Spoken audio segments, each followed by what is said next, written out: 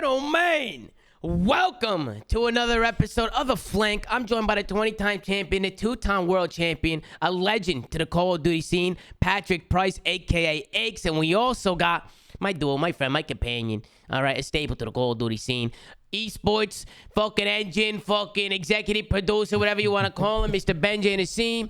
And then we also got a special guest in the building. Ladies and gentlemen, please welcome superstar from the Los Angeles Guerrillas, Mr. Asim. Asim, what's going on, bro? How you doing, Tom? How you doing? I'm doing great. Thanks for coming on, bro. Appreciate you hopping on. As always, you like to come on after dubs. You like to come on after a big dub. It's a tradition, man. It's a tradition, man. Pat, how you doing over there with the game developing? Everything going good over there? Everything's going great. You know me, Tom, just game developer by day, podcast extraordinaire by night. I like that. I like that, Pat. Hey, you're built different, bro. You're like a triple threat and shit. Multiple podcasts. Jack of all trades. Yeah, Pat, you do it all. And then, Ben, what about you? Golfing at all? Any golf? No, I got work, bro. I can't just go golfing I every know. day. You're a busy man. How's everything doing? How's Adam Epicella? How's esports engine treating you? It's good. It's good, bro. Working. I head to Minnesota on Monday, so just trying to get everything all buttoned up, ready to go before that. And yeah. Oh, yeah, bro. I'm glad that you guys are all doing well, man. Ready for the weekend. It's been, a busy week, but I'm excited to kick back and watch some COD for the next 2 days. Yeah, we're going to kick back, relax, watch some Call of Duty, and most importantly, run some more episodes of The Flank. Thank you guys for tuning in. We appreciate it. Today, we had some good matches, man. I think the first couple matches were pretty close. Went all the way down to the map number 5, both series. And then we had Faze, ended off with Florida. Faze pretty much took care of business in that one, but we're going to hop right into it. Let's switch on over. Shout out to my man Raw the Monster working over at 100 Thieves who made us a new overlay just to clean it up a little bit and to get Pat's name up there. So shout out to Raw. We appreciate it. Let's get into it, man. We got Paris Legion going up against Toronto Ultra, Boat Cage Hardpoint, Berlin S&D, Tuscan Control, Tuscan Hardpoint, and Boat Cage S&D. Pat, Ben, I know you guys like to talk about the vetoes. Anything that really catches your eye? Toronto lost both hard points again today. Again. I would say for Paris, Toronto auto-banning Berlin these days is probably a great bounce for them, to be honest. You think it was a good thing for them? It was great for Paris. You just knew that map was out of the map pool. And Why? Can we just talk about this? Toronto struggled on the map. Yeah, but it was their best map. Think about that. It was their best map. For one event during the kickoff, to be fair. No, they were solid at it online for a little bit. That was their best map. I know they don't play it. Bro, we saw Kleenex and fucking Cammy just going rogue bants, and now they decided to not play it, and they're 2-14 in their last hardpoints, whatever. Listen, they got to get that map back in rotation. I got to stop seeing the auto bans of Berlin, the talent they got on that team. Just bring it back. I don't care. Even if you lose it, get that map back in. Now. Yeah, get it back in. You heard Patty P. You see Donnie in the chat. He's definitely riding off the high of the W today. He said he wants some gas from you specifically today, Pat. Donnie... I mean, what can we say, Tom? I've been saying it. Don is having himself a year. He has. He has been having himself a year. Not a match, not an event, a goddamn year. Donnie Temp, for those of you who don't know what Don is, Donovan Temp. Young Kyrie. Yeah. You gotta think, Kyrie's averaging I think 44 points per game over his last 4 or 5 games for the Nets. So I think Don is 1-to-1 right now with Kyrie. He's just good guys. Having his way with no matter who he plays. You know what they say about Kyrie though this season though? He's half a man, half a season. Nah, but he's back now. He's back in the home games now. No, I know he's not half a man. Ace just really wanted to say that. He's been saving that one. But let's get into it, man. We get into the Boat Cage Hardpoint, and it's everything you expect a Boat Cage Hardpoint to be. Just super mixy, a lot of back and forth. It was pretty much back and forth the whole way through. And then it got really, really scary towards the end. Just a really overall close game. Definitely want to highlight Jimbo a little bit, man. Just watching, I was super impressed. Everybody was on his ass the first week, including you, Pat. And I was on his ass. And I wanted to, yeah, you were, and for rightfully so, because he did, for good reason. But I think he stepped it up today, Pat. What do you think? He did. He's playing a lot better, right, from what we saw originally in his first 2 games. And it's good to see him doing it against Toronto Ultra, even though we kind of talked about this. They're really, really struggling in hardpoint. But I don't know specifically what it is. I have a feeling it came down to pacing within this team. I think he was just playing way too fast. I think they wanted him to play fast, but not as fast as he was. Yeah. So I think they've probably slowed it down a little bit. And then when you got Donnie Temp just doing what he's doing on the map, I'm sure it makes it a lot easier for all his teammates. But Yeah, I will say he stepped it up. He's definitely changed my opinion, but still, time will tell. But it's definitely a massive improvement, and it's trending upwards for sure. Well, listen, Paris Legion, they actually conned pretty well today, so let's hop into a listening with them and see how the boys sound. I got time to do. Could be top. I'm I'll playing hold castle. right. I'm playing safe castle. Yeah, hold TT right. one shot. Did you? Here come tools to me. Yeah, my left, right? I'm Have you main, kinda. okay? Have you bottom main. Okay. Tools. Yo, what's it? Tools. I'm gonna Tools. help He's Tools. stunned. I dropped the detonate Still there. front. Yo, Tools tools. then. One shot. Nice. Oh, in the back right. Oh, you can't see that. Yeah, he's one shot. He went Right, underground. right. He went Right underground. He went tight, underground. Nice. I'm I got coming they're to all gonna be in the back. Yeah, yeah. I'm no, going no, up. no. I'm Give giving me you the main. castle. Give me the castle. Door. Stay up, stay Cammy, up. there's two in. I have everything. There's two in. You guys pay the time. Yo, one hit. Hey, Tools. no one. Tools. Two back. Nice. We're One missing back. one. Back. Back, Back. back. Still barrels. Still Didn't barrels. push front. He's barrel Coming. weak. He's behind the barrel. Sorry, Laying down. sorry. Laying Hit down. it backside. Hit it backside. Stay down. Stay down. Our Stay side. down, One window, our side. My Keep two's one shot open. dead. My two's open. One more I'll in the pick it up. I'll back. pick it up. I'll pick it Be up. back. Challenge. Inside dead. Creepy. You have He's something naded in window. there. Naded window on me. Just back I time. Back detonated the time. back. I detonated I'm the gonna back. go Window, Ooh. window, window. Okay, go One flat. more Go window. flat. Back time. Back time. I think wrapped right. I'm He's kidding. one shot. Cammy's I one got shot. it. Back window. Back window. It's a window. Back window. You Left, window. left, left, left. He's dead. He's dead. He's dead. Team kill. Back right. Kleenex dead. Nice. time. Play time. Play Still time. holding it. Have them all cut. Yeah, Have left, them all right? cut. Cammy's one shot on me. I gotta hold right. One could have gotten out. We're looking for Bance. Back left. Cammy Bance dead. on me. Bance on me. Dead. Nice. Gonna run. Mr. Kleenex in Another this one out side. right. Another one out. I got Mr. clean. This Nice, side. Kleenex Kleenex got Dead, out. Back dead, up. dead. Dead, Everyone dead, back he's up. dead. He's dead. I'm backing up Back up river. just I'm in backing case. up river. Yep. Like this. Yep. Look at Coop. They should have Coop, still back spawned. in the back. Back there, dead. Back dead. I don't see 105. anyone else in Coop. We're missing insight. Inside. I killed him first. He's I first killed on man. him He's first on man. He's He's right first on on man. Cammy. Cammy fence cut. Yeah, he's top stack. Top stack. Okay, top stack and fence cut. Oh, he got Cammy me. in the back, Tools is dead. top stack. Tools is All top right, and I'm stack. gonna cut it Tools there. is I think Paris Legion today, they were coming pretty well. It I was like leadership Don. yeah, I like it. leadership Don, and then on top of that, you just hear everybody acknowledging him as well. Like people are actually listening today, which is Yeah, a good yeah. thing as well. Because we could talk a lot about people calming and talking, but we also got to talk about listening because there's people that just black out and don't hear anything, right? So I definitely think Paris definitely improved in that category. What do you think, Pat, Ben? You think they definitely improved there? Because I feel like their comms, they look like a well-oiled machine today. They looked a lot more organized. It seems like they're fixing their pacing a little bit too. And maybe that was a little fucked up because of the changes and stuff like that. But especially John too. We were talking about Jimbo. Jimbo and John have been doing their thing. John's been kicking it up. I was talking to Donnie before the series, and Donnie was telling me that he feels like John is really hitting form. What do you guys think? Yeah, I think Yeah. John. Go ahead, Pat. No, I was just gonna say, I think it really comes down to just their pacing, right? Like if they've kind of centralized their pacing on how they want to play, I think it's gonna benefit all of them, right? And you're gonna see better performances out of John and Jimbo specifically because they're the subs. Yeah. But I think that's the big improvement they made. And yeah, I think they, to be honest, Tom, I think they went back and listened to some of their listens and was like, holy shit, this is Let's embarrassing. fix Like, this. Yeah. yeah, because Don was at some points, Don was like legit talking and being absolutely ignored Yeah. in some of those listens in the past. So yeah, I think they kind of just saw that and was just like, look, team, this is unacceptable. We all need to step up to the plate and improve this. Yeah, but then as we get into the final moments of this boat cage hardpoint, Toronto was able to break into this last P2 here and bring it back. And now Paris finds himself on, having the lower half, the lead change going into the end. Paris, they do a good job staying organized and rotating and picking up all the lanes. But as we all know, man, on boat cage, even if you rotate and you pick up the lanes and you get kills, I mean, they just get right back into the mix really, really fast. So you can see Paris, they're kind of grouped up around the hill. You can see Donnie picking up the left. This was a great play by Don, by the way, just locking down all of left, keeping the spawns, just trying to stay alive. But then he gets pinched, and then things get a little bit hectic here. Ben, what do you think happened at the end of this game? Just a mix fest, just trades and trades. This is classic Bocage. Really, P5's the only hill where you can really rotate and set up well. And we've seen a lot of these P3s, even if a team's holding the back, like it can just become an absolute mix fest. But for Paris, though they did a good job, even though they got broken on that P2, they did a good job holding all three lanes on it to start off that P3. And they made it pretty simple for them to kind of get the points they needed to get to 250. I just liked how Paris stayed, they stayed disciplined towards the end of it. Because on bow cage, I feel like that might be a problem sometimes. Not playing. You get what was Haggy calling it? Bow cage brain. I think it was good that Paris stayed disciplined right there at the end, and they all rotated. They all held their lanes, and they were able to get a good chunk of time on that last rotation there heading into Grandma. So good job by Paris to hang in there and hold on strong before we get into the Berlin S&D. So Paris go up 1-0. They're feeling good, and then maybe some trolls here from Paris. I feel like that Paris maybe could have won this map, but what do you guys think? Listen, don't say maybe some trolls, okay?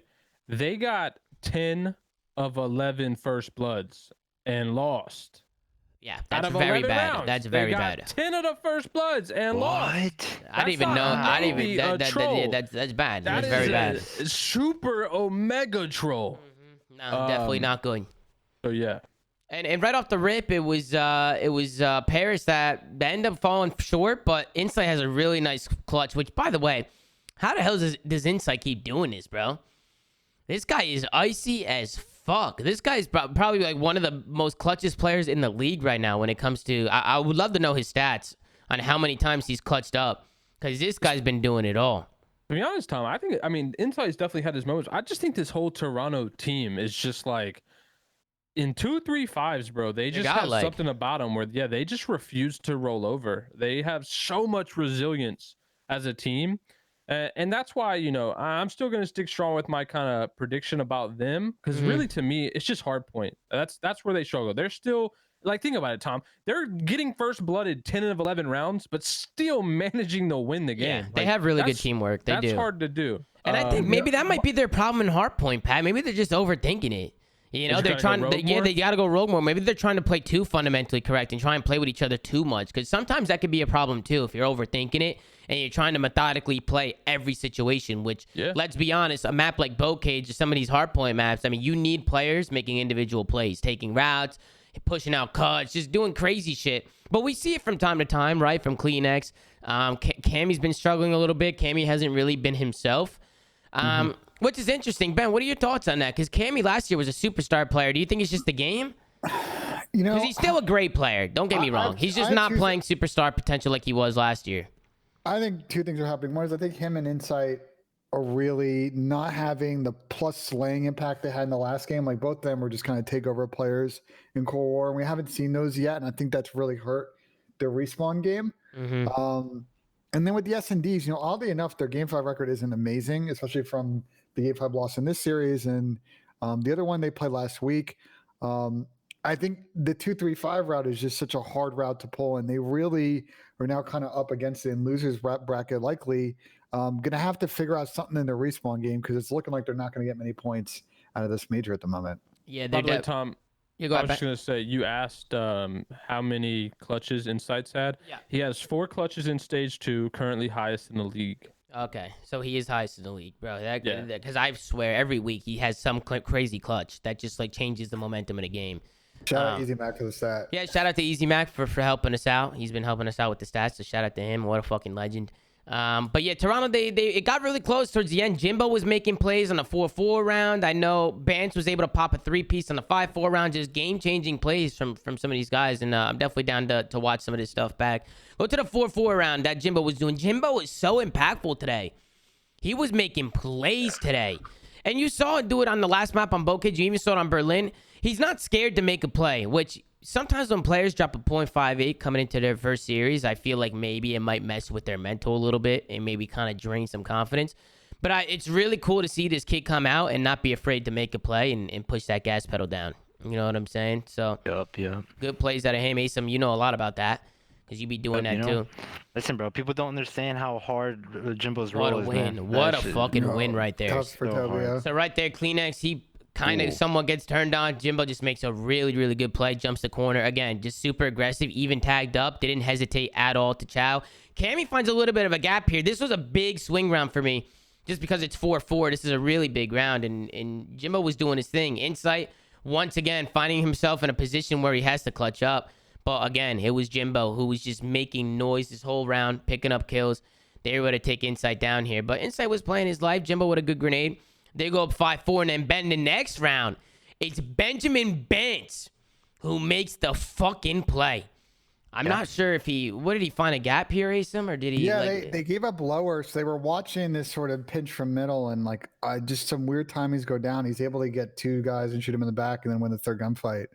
As you watch number 5, he's kind of sitting middle here and everything, and you know normally like this position is great if you hit the long pinch, but you know he actually ends up hitting through that lower door, and number 1 was kind of holding it the whole time, Tom Gravity, but he gives up to support the guy planting bomb, and Ben just hits a really good timing. Well, shoots a couple guys in the back. it's a good timing, but at the same time, it's also calculated because Benjamin Bance, he's waiting to hear shots go down. He's waiting for Paris to make a move because they don't have to do anything yet. And as soon as my his teammates, God. as soon as his teammates call out all the guys hitting the site, that's when Bance makes his move, and he's able to pick up 3. I mean, he flanks popped a 2 2 guys, and then a pops 3rd. 2, and then just jumps the Sheesh. corner and takes down Don. So we end up going into a round 11, and again, Paris, you heard Pat say it, with 10 first bloods out of 11 rounds. I mean, this shouldn't even be that close, and they end up losing this map. A really good nade from Bance. I mean, he pops a 3-piece, and then round 11 opens things up with a big grenade after his teammate gets blooded. So this guy was just making absolute plays. So definitely want to show and highlight Bance a little bit. But speak to me, Ben. What happened in this round 11? I see Toronto. They're super slow playing things. Toronto likes to do that. They like to slow play, and they like to break ankles. Like go from bomb site to bomb site, you know? Like kind of keep the defense on their toes. We saw them do it really good on the last map.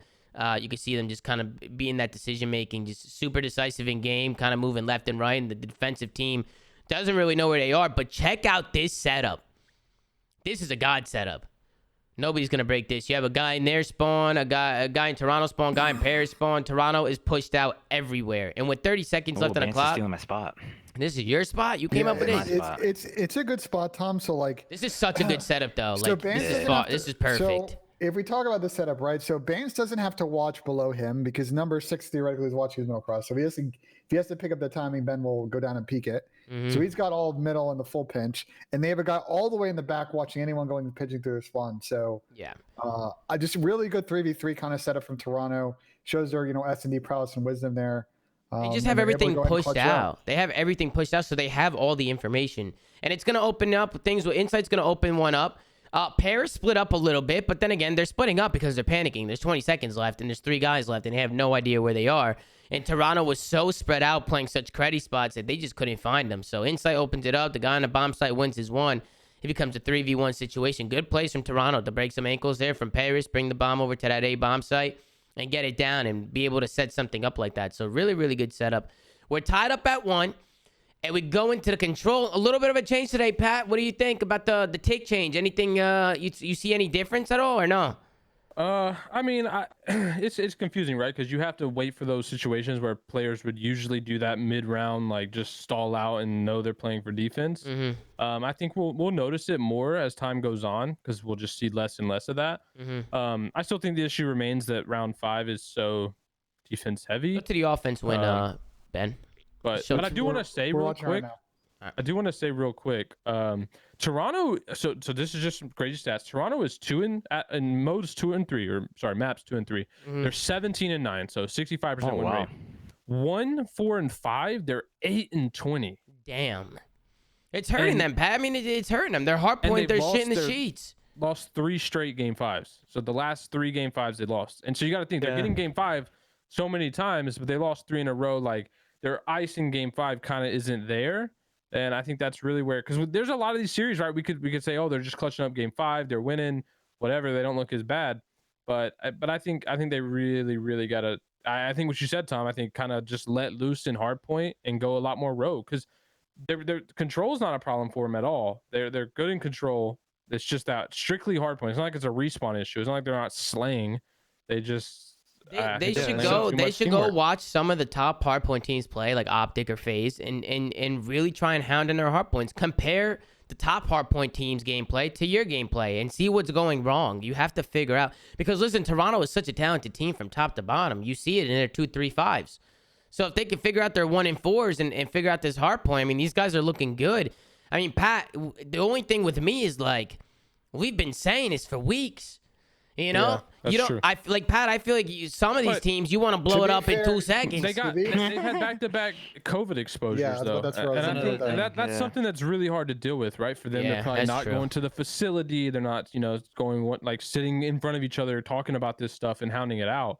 And I'm sure like the players obviously are being affected. That's 2 back-to-back experiences where one of their players is dealing with that. Yeah, So but the only thing I'll argue behind that is like their hardpoint struggles were way before COVID too. So it's Yeah, like they've been 1 struggling. and 4, I'm 1 and saying 4 is it- still a huge And problem. Kleenex had COVID and he But was I popping off. I completely agree with you, Pat. I completely agree. Like saying people, it more as people in are a not putting that improvement. into a factor for sure. Like yeah, that, these I guys think are that's literally delaying their sick. improvement, right? Like Oh, yeah, that's for sure. That's a factor that's delaying this improvement because Yeah. you're right. It was a problem, but Way they haven't before fixed it COVID. yet. Yeah, Yeah. they haven't fixed it yet, and they just had all these hurdles that are kind of stopping them from kind of jumping on that improvement train. A lot of other people are getting frustrated that like you guys have been talking about that for weeks about like when are we gonna stop pretending that Toronto will never like figure it out? But it's like, wow, realistically we are never gonna stop pretending because this They're team competitive in every series. Yeah, and not only are they competitive in every series, but they were godlike last year in Hardpoint. So it's like the potential is there. So people saying that like they should already blow it up is just Yeah, but you also can't compare last year though. This game is nowhere near the same game as Cold War. I mean, yeah, no. Cold War was so fundamentally sound. Where this game, it was. Yeah. Hey, The issue Ben. with Toronto right now, let's break it down. Like they're actually not a bad Bocage team. Like they're decent. It's the Tuscan and Gavitu maps. They have a combined 2 wins And they're auto Across- vetoing Berlin. and Berlin. So like what? Oh yeah. Like they That's are tough. their map pool is one map wide. Like they've got to figure out how to get another map in there. Look, hard points against top teams are always gonna be 50-50. But if you can be good at least 2 hard point maps, you're gonna guarantee you can get one of those in a series theoretically. Like that's where they're at because their control's not bad. And their S&D game 5's aside recently like is pretty solid. yeah. But those 2 maps are absolutely crushing their pool right now. Yep. And then Asim, can you talk to me a little bit about that P3 hardpoint? Because apparently you were saying yesterday that it's better to push coming from the front now. Yeah, so I mean, we even played 8s yesterday, and I can guarantee you this right now because the update happened on Tuesday. Yeah. P3 is the most random thing right now, and they're looking Spawns into are it. insane. It's gonna get fixed, but What all right now changed? it is chaos. It is absolutely chaos. I feel right like you now. can't predict spawns. No, Like, you can't. cannot. I got it wrong twice in 8s yesterday, Tom, when we were playing. Yeah, we Like, did. it's- You got it wrong. And based on our it's so positioning, hard. you didn't know where they were gonna be. You Like it was can't, hard. you can't tell. Even today when we played against LA, like there was a bunch of random stuff happening, and it happened in this game as well. But I wasn't paying attention to it, Ben. Can you go back and check it out? Well, it's the next hill. Oh, it's the actually- next hill. Sorry. What, Okay. It's right what, here. What all Okay. changed other than the P3 spawns and the 2 bomb sites? There's like a close middle spawn and there's a close P1 tree spawn that was never existed, and now people just spawn behind each other left and right. Well, I think the best Like way right to there, play there's another it. example right there. Yeah, he Number 4. spawned Why roof. is he spawning there? Yeah, He should be spawning roof. Yeah. Well, He no. spawns P1 for no reason.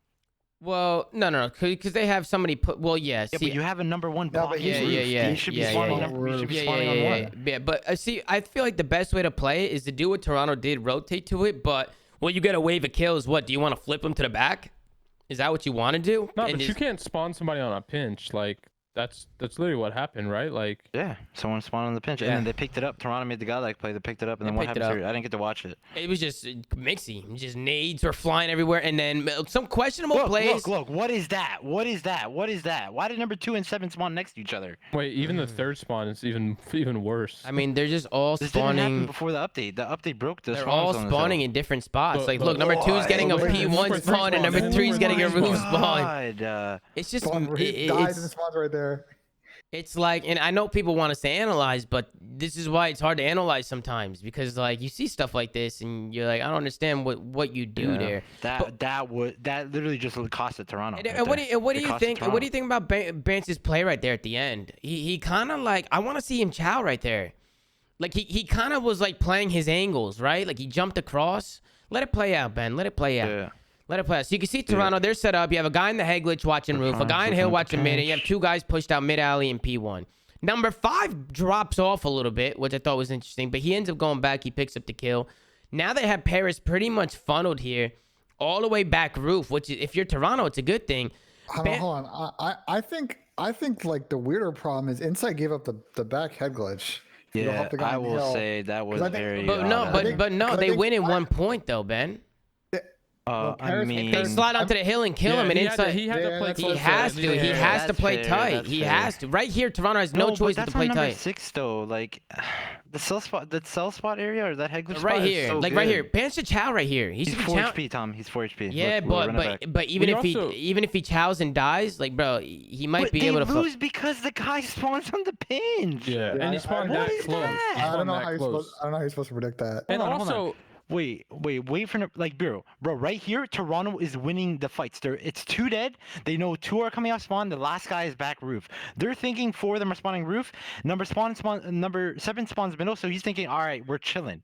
But like number 2 literally wins them the game because he spawns there. Yeah, he ends up flanking one in the back, and He gets then a it all, two-piece. yeah, and it just he all gets goes the down. time. Yeah, And you also got to think. that's I know you said unbelievable. That's Ben- crazy, bro. I know you said Bance didn't chow, but he tested positive for COVID this morning. Probably had to blow his nose in that corner. So Well, Cammy it's said, understandable. It's yo, understandable. Ben, it's just Cammy annoying said to watch see. the first P3. Can you run it to that? I want to see that one too. Someone's already taking control of the VOD, so give me a second. I'll get back to it. I'm not taking control of this, Ben. I let the executive producer handle the VOD. You know? I think Because Ace, remember what he said to me the other day? I'm gonna be honest with you, Tom. I'm just better than you at you- running the VOD. I'm just better Yeah, than yeah, you. he did say that to you. I said, all right, Ben. He does have years of experience. He does have a full year ahead of you. You know. He does. I mean, I do like Ben on the doing the VOD. I do like him doing the VOD sometimes. Okay, He's skipping around a This lot. one is very fugazi as well. He pops a 2-piece on rotation. They should be Where they those two should be spawn. spawning roof. Oh my god! Oh my what is god! that? Oh my god! Wait, It's like- what? He gets to, Oh Donnie my gets a 2-piece on the God. dude. What? It's like they're just getting set up to. Honestly, I'm just gonna say it. That's just borderline unacceptable. Yeah, it is. That's what I'm saying. Like- This is unbelievable. This is not. This What is not that? okay. He Like, gets a 2-piece. like this is just. It's like how do you? There's no strategy behind it. It's there it's isn't. scuffed. Like the game Yeah. is broken. It's scuffed right here. It's and Aizen, we were losing full money in eights yesterday when we were playing. We're like, dude, where the fuck are they? Like, where are they coming from? Yeah. So I don't know, man. Definitely, they gotta fix this hill, they but have they'll- to. To Aizen's note, it seems like they're looking into it, so hopefully they can get a hot fix or something rolled out before the major, because hill seems a little bit random right now. I hope so. Yeah, I hope they hopefully. do. But Toronto, or Paris was able to push this to a map number 5. Good job from them. And then up to the map number 5. I mean, Paris, they just came out to play. And they ended up clutching up. It was Jimbo who was a game changer for me in the Bocage S&D. This guy was all over the fucking map. He was pushing mid out. He was breaking all the doors down. He just wasn't scared to make moves, even if he was by himself, which they have to be careful with that because it was working for Jimbo today. But if he's losing some of these fights, he'd be costing, no? There's always like that red line, right, Pat? Where like somebody who plays like a Beasley, for instance, you live or die by that. Because Absolutely. you know? That was my main issue, on our Black Ops 4 team, Tom. It was I only knew one thing, and it was to go. So Yeah. once you start to learn like the fundamentals and to slow down, that's when you become more consistent. But I mean, yeah, you're right. Like you see Jimbo go negative 35, or you see Jimbo actually take over maps and the X Factor. So it's like, I mean, that's the problem with the entry role is like people need to know when to slow down, when to speed up.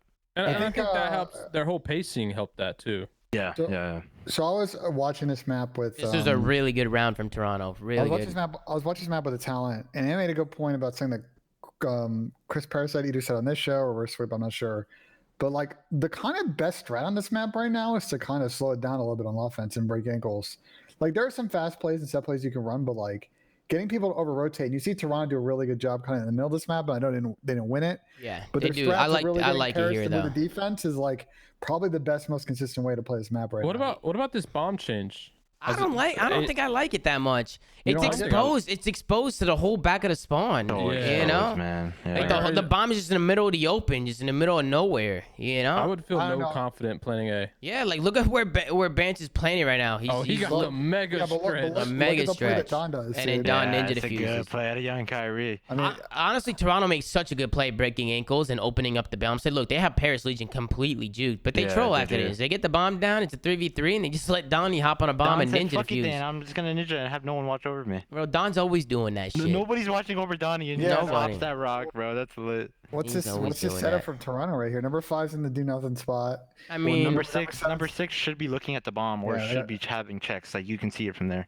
mhm. I feel like they should be breaking that wood fence before they even plant this round, I right? agree. Like, That's Mhm. another thing. Yeah. Yeah. like that should be shot out instantly. yeah. I don't know. I disagree, Tom. At least watching the two Bokages today, I think this map's a little more entertaining now with that bomb out there. We'll see kind of like how the strats develop because it's only been a thing for a minute. Teams are going to probably do some prep work next week, maybe come up with some new strats. But I kind of hated it in that cubby.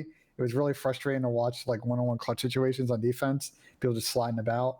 I think this bomb site's going to make stuff a little bit more interesting for the viewer. Yeah, we'll So I see. like We'll it. see how it plays out. It's interesting to see how people are playing the map now. It's so much slowed down ever since they moved that bomb site. I feel like it's also going to create a lot easier to retake that site. Just in this site alone, there was 4 A plants, or this match alone, there was 4 A plants and 3 retakes. Like I feel like it's going to be a lot easier for the defense to retake because you have to literally be exposed to see this bomb. Like Yeah. no matter what angle you take it from, if you just planted, you have to be exposed somewhere to see that bomb. And I just feel like the defensive side has the better. They have the tanks in the back. They have the stairs head glitches, right? Like they can get into bottom grandma early. They just have the advantage, which is pretty much how it should be, right? I mean, the defensive team should have the advantage for the most part. But yeah, this Before bomb the bomb is planted, yeah. before the bomb is planted. But yeah, it's an easy retake though, because if you can stretch the bomb and hop on it, and you can stay down behind the fences, behind the wall, you force teams to have to jump out. So yeah, you'll probably see a lot more teams Here's what I'll retaking say. here. So looking at overall stats this year, Bocage actually had the lowest offensive win percentage out of all the maps at 42%. So defense is winning by 58. It's the highest. So that maybe this change will get him more towards 50-50, which Well, again, what's the full comparison? What are the other ones? Berlin's 50%, Desert Seas and Tuscan are basically the same. Man, All 50? I mean, the other three are basically around 50%. And Okay. 49 for Desert Siege and Tuscan are both literally 48.55% right now. I don't know if that's 100% accurate, but like it's basically both around 50, and Bocage is the one that's more towards 40. So, you know, again, we always like to see S&D maps that are more even, offense, defense 50-50. It makes it kind of interesting to watch. So hopefully, you know, this changes for the better. You can see Jimbo double positive right now in the 5-1 round. I loved it. Just the whole map. Paris was definitely not afraid to make plays. Jimbo was doing this every round. Bro, Toronto could do nothing about bottom house the They couldn't. whole entire map. And Jimbo was doing whatever he wanted bottom house, getting trades, finessing, staying alive, getting info. Toronto was just kind of very turtled, holding top house, trying to kind of finesse, but they really couldn't get the bloods and bottom house, allowing allowing Paris to do pretty much whatever they wanted on offense and defense on this map. Yeah, I mean, I definitely feel like Paris was on a whole nother level this map number 5. But map control is everything in S&D. We know this. I definitely think Paris was doing a better job just controlling the pace of the game and controlling the map. They ended up losing this round. Again, another A-bomb retake. You can see how it works, right? There's really not many places you can play to check the bomb. You kind of have to like run out there and check it. Because they could literally just lay down. Yeah, they could just lay down behind the fence and just stay behind the box, and they stretch it and they just there's force. a stretch spot that you can plant for their base. Like even super bullshit. I don't think you can see it unless you maybe break the fences down. Maybe there's an angle you can get at the very back of the base. I'm wondering if there's a way on the plat for you to plant for their side and do some absolute like But that's risky, right? Planning for their side, like that's hard to get down. Like we saw Bance do the stretch to where That is they hard. couldn't see him. I mean, you gotta get it down, but think about the setup you could hold on that side. Yeah, if you can get it down, but there ain't a smoke Ooh, grenade. shit on. Yeah, it was a really good play by Clean next there. Wait, does it go round But 11? look what Jimbo does here. Look at what Jimbo does. Oh. Look at this with an automaton. With an automaton, bro. Yo, like Tom, this guy was listen, different I today. don't know if my series gave a good example of that, but the automaton is straight up better. That's all I gotta say. Listen, bro, a lot of people have been talking about MP40, I know, but automaton is good, bro. People don't know, if you bro. look at what the people with the automaton are doing, I mean, a lot of the players, especially at the top of the KD list, which is granted because they're ARs, right? Yeah. But just the way people were dragging the MP40 about how good it is, and which, don't get me wrong, dude, the MP40 is a really good fucking submachine gun to have. They Like, both just kill so fast. They both. Yeah, They're they both. both kill really And that's the thing. That there shouldn't be a comparison. AR's better than this. So's better. They're both good as fuck this year. Yeah, they're both really good They're this year. really good. You can zap with both guns. So, yeah. But Paris Legion, they were able to take out Toronto Ultra. Definitely, I guess an upset. I'm gonna call it an upset because Toronto. I don't think a lot of people expected Paris to come out and beat Toronto. But this is a whole new look to Paris now. They look a lot better. They seem like they're really hitting competitive. form. They're competitive. Yeah, they're competitive now. So good job to Paris. Congratulations to them. We had Donnie in the call. He was loving the fucking dub today. So shout out to Donnie Temp at the chat. Shout out to all the Paris guys. And good job. Good job to those guys. Big Toronto series out Ultra. of Tom, big series out of Jimbo, All of them. Kyrie as always, you know. All of them. They were all playing well. For me, the big thing is just John and Jimbo are just like, they're working better off each other now. So Yeah, that's true. good job out of them. We get into the next series. We got the Los Angeles Thieves going up against the Los Angeles Gorillas. This was the battle of the West Coast, the battle of Los Angeles. We had some storylines. Hook and Slasher originally on Los Angeles Thieves last year. They end up getting the can, and they go over to LAG. So maybe a little bit of a grudge match here, Pat. What do you think? Possibly, but to be honest with you, Tom, I just didn't think this was much of a battle. I know we're gonna it's gonna go game 5, and we can argue it was a close series, but at the end of the day, when you look at the stats, the Thieves got mollywopped. They did. They got outslide by how Neg much? 25 stinker. I think it was, right? Octane. 71 kills, I think. No, listen, Octane, main AR, neg 37 stinker. And then Envoy had a neg 10, but Kenny went even. This just wasn't close. And Listen, it was listen, close Pat. series wise, but Listen. Before we get to the ASIM questions, the other point, Pat, and we were talking about this on Tom's stream, since Thieves has bought this LA spot right at the beginning of Cold War, they are now 0-4 against LAG since last year. Oh, that's cool. That's That's a interesting. fun fact. Yeah, That's yet a to fun beat fact. LAG, What is there, a mental and- block going on? There's got to be a mental Well, block here. No, there's definitely not a mental block because they're I'm just sucking fucking. all I'm just across the fucking board, around. I was Tom. fucking around. I was tell fucking you what, around. I was though. just kidding. Listen, no, Tommy, no. I'll tell you what. The rivalry is here for the rest of the year. All right. I'll tell you a funny No, story. it ain't. Right? No, it ain't, Asim. What And do you I'll tell mean? you why. Why won't I'll it tell be? you why, Let's- Asim. let's Because get they some gotta story- blow it up. No, Listen. You want to blow up LA Listen, Thieves? I thought these and- guys were good. I thought you liked these guys. Listen, I did. I loved them. But look, if we go back to the vetoes, and Ben, if you can just Go drag back to us the back videos. Go back really to the quick. videos. I usually, and I have rightfully in the past, blame JCap.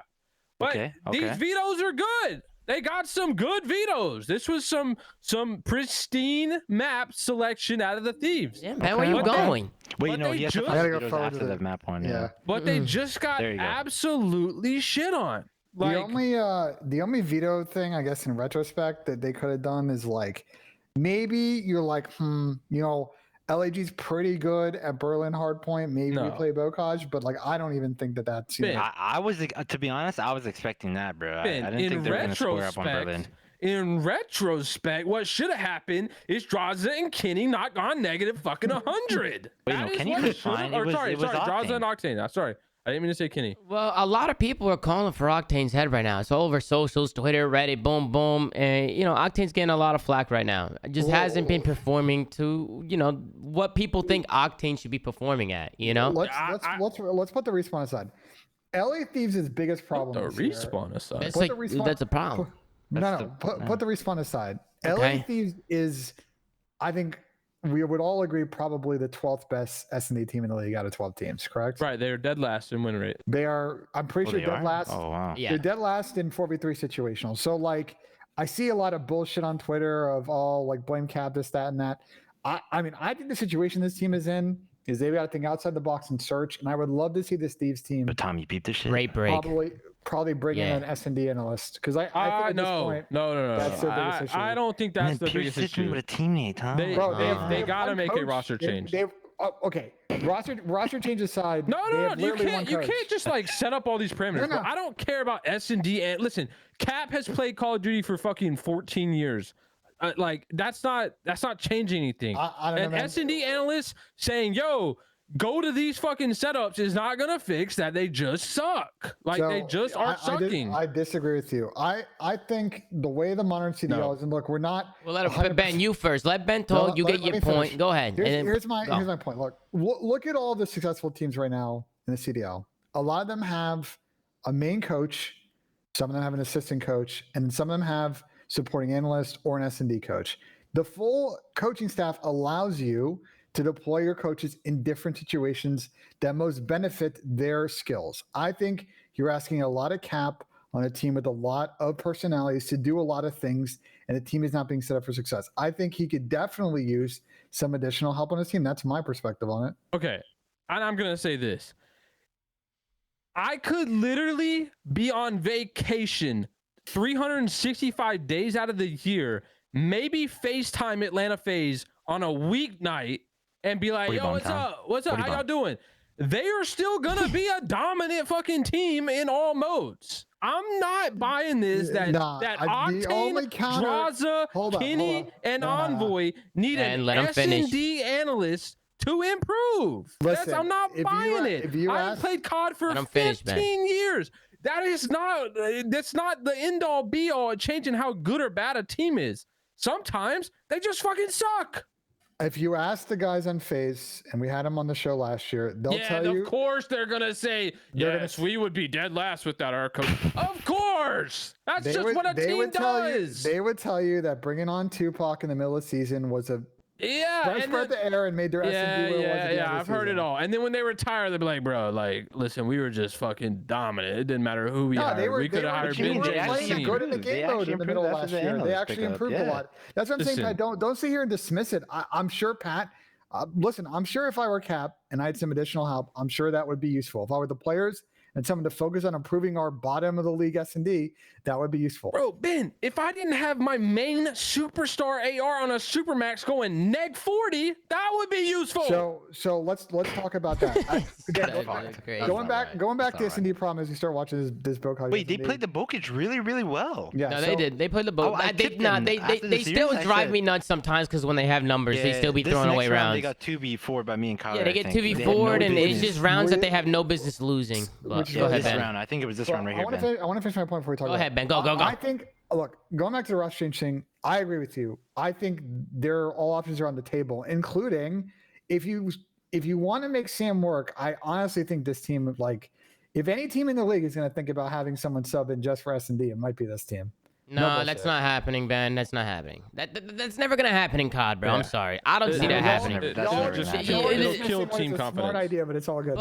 But Ben, it might be a good idea to you, but you also gotta think like, what player is gonna want to just come in just for S&Ds? Like, what is he gonna be shooting bots on the sideline? And If then when I you bring, were- if and I when, were a what do you top do, Ben? S&D Ben, what do you star- do when you bring him in? The guy's gotta get out the setup, then the guy's gotta come in, put in all his shit, and then they gotta change everything out. Exactly. But if I were an S&D star and I was offered $50,000 to come in and be an impact S&D player, you don't think that someone would take that offer? And you don't think, considering what Yeah, these is the in the current person would take situation- the offer, but why would the team want The that? team's not gonna 'cause want they're that. dead they're dead last in S&D right now. Right, but they need Yeah, to they need to so fix it. Make a yeah. What? Fix it. Don't fucking try and bring in an S&D star. Just Ben, wing it. What's If your, I'm what's your- Kenny, what's if your I'm fix for Kenny their S&D? and Cap calls me up, hey, I'm thinking about bringing O Petty Johnny Rex. and Challengers.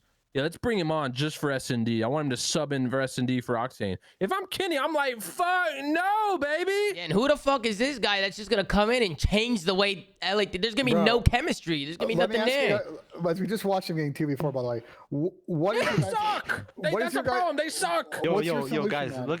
look at my face in the middle of this gunfight. You guys ready? You were actually People funny though. roast Capsule, look at my face, bro. No, your glasses shit are is crooked comedy. and everything, bro. Bro, your glasses are crooked and everything, bro. Bro, Wait, why are your glasses like that? Why are they sitting above Because your headset? listen, when I put it in my on the proper spot, the headset squeezes and it hurts my ears, bro. You gotta get some new glasses. Listen, Bro, I want to listen, hear. people- I want to hear ahead, some man, go fucking ahead, bro. solutions about this S&D because I'm hearing a lot of bullshit coming from the other side. I Bro, want just to hear. a major roster change. That's the solution. So what's They your need- what's your Bro, roster change? Then? not only that, Ben, let me pull this up. Because we're acting like S&D is their only problem. They were 14-3 in stage 1 in hardpoint. They're currently 2-5 in hardpoint. So it's not just S&D. This team, this entire stage has sucked, top to bottom, off all modes. It's not like it's just an S&D issue. They don't need an S&D sub. This team is just broken, and Bro, they they're need a 7 and roster 12 change. They're 7 and 12 in S&D. This well, year. They've even been horrible when they were together all godlike at Bro. hardpoint, when we were godlike at hardpoint, when we were both They're 7 and 1, 2-5 though. they were like really bad at stage 1 S&D. So like all year long, their S&D has been an issue. I know, So- yeah, so no, is ours. absolutely. But the problem is their hardpoint also sucks now. It's Well, not yeah, like they're it's not not like ahead they're like they still were before. dominant. Yeah. Exactly. It's not like they're still dominant at hardpoint and only bad at S&D. They're bad at everything right now. Literally yeah, everything. that's true. No, The only thing this team has improved on in this stage is their vetoes. Like that's literally the only thing they've improved on from stage 1 to stage 2. Listen, here is my thing: is at the end of the day, though, if they improve their hard point, I still think that this team, in order for them to be where they want to be, which is to not be a top 6 team, to not be a top 8 team, their goal is to win chips, as we saw Nate Shot tweeting after the Yeah, series. obviously. They're going to need to figure out this S&D. And I don't think they have the tools right now to do it. But Ben, how are they going to figure out hardpoint? And like you're like assuming in this ideal world that they just figure out hardpoint and get back to as good as they were at hardpoint. No, I'm saying that's not good enough, is what I'm saying. That's my point. They need to blow it figure up. out S&D first, and then you can figure out respawn. No. They just need to blow it up, and then they'll figure out both. Well, Pat, by blow it up, because I like what Ben said too. Let's get some solutions here. What would you do? You know, where would you go with the roster? I'm aggressively hunting the. Listen, we saw Nate Shot's tweet. He wants to win. That means, and for anybody that doesn't know, in sports and entertainment, in video game, esports, whatever, if you want to win, you got to put some money up. So if they're serious about winning, you need to aggressively hit the trade market. And yeah, it's probably going to cost you a little bit of money. It's just the reality of it. Yeah. They need to try and hunt down a trade that they believe works for them And yeah, I agree with you, Pat. At I this agree with point, you. I'm trading Octane. Like, he's been absolutely abysmal this entire stage. He was a letdown at stage 1 playoffs, right? He played actually really badly, even though they got what, 6th, I think. So to me, Octane is gone. I mean, it is what it is. Just to sum it up, I just think keep Envoy and keep Kenny, right? I mean, you want to keep those two. I and think then right now those are the base that you build off the base, of. Yeah, right?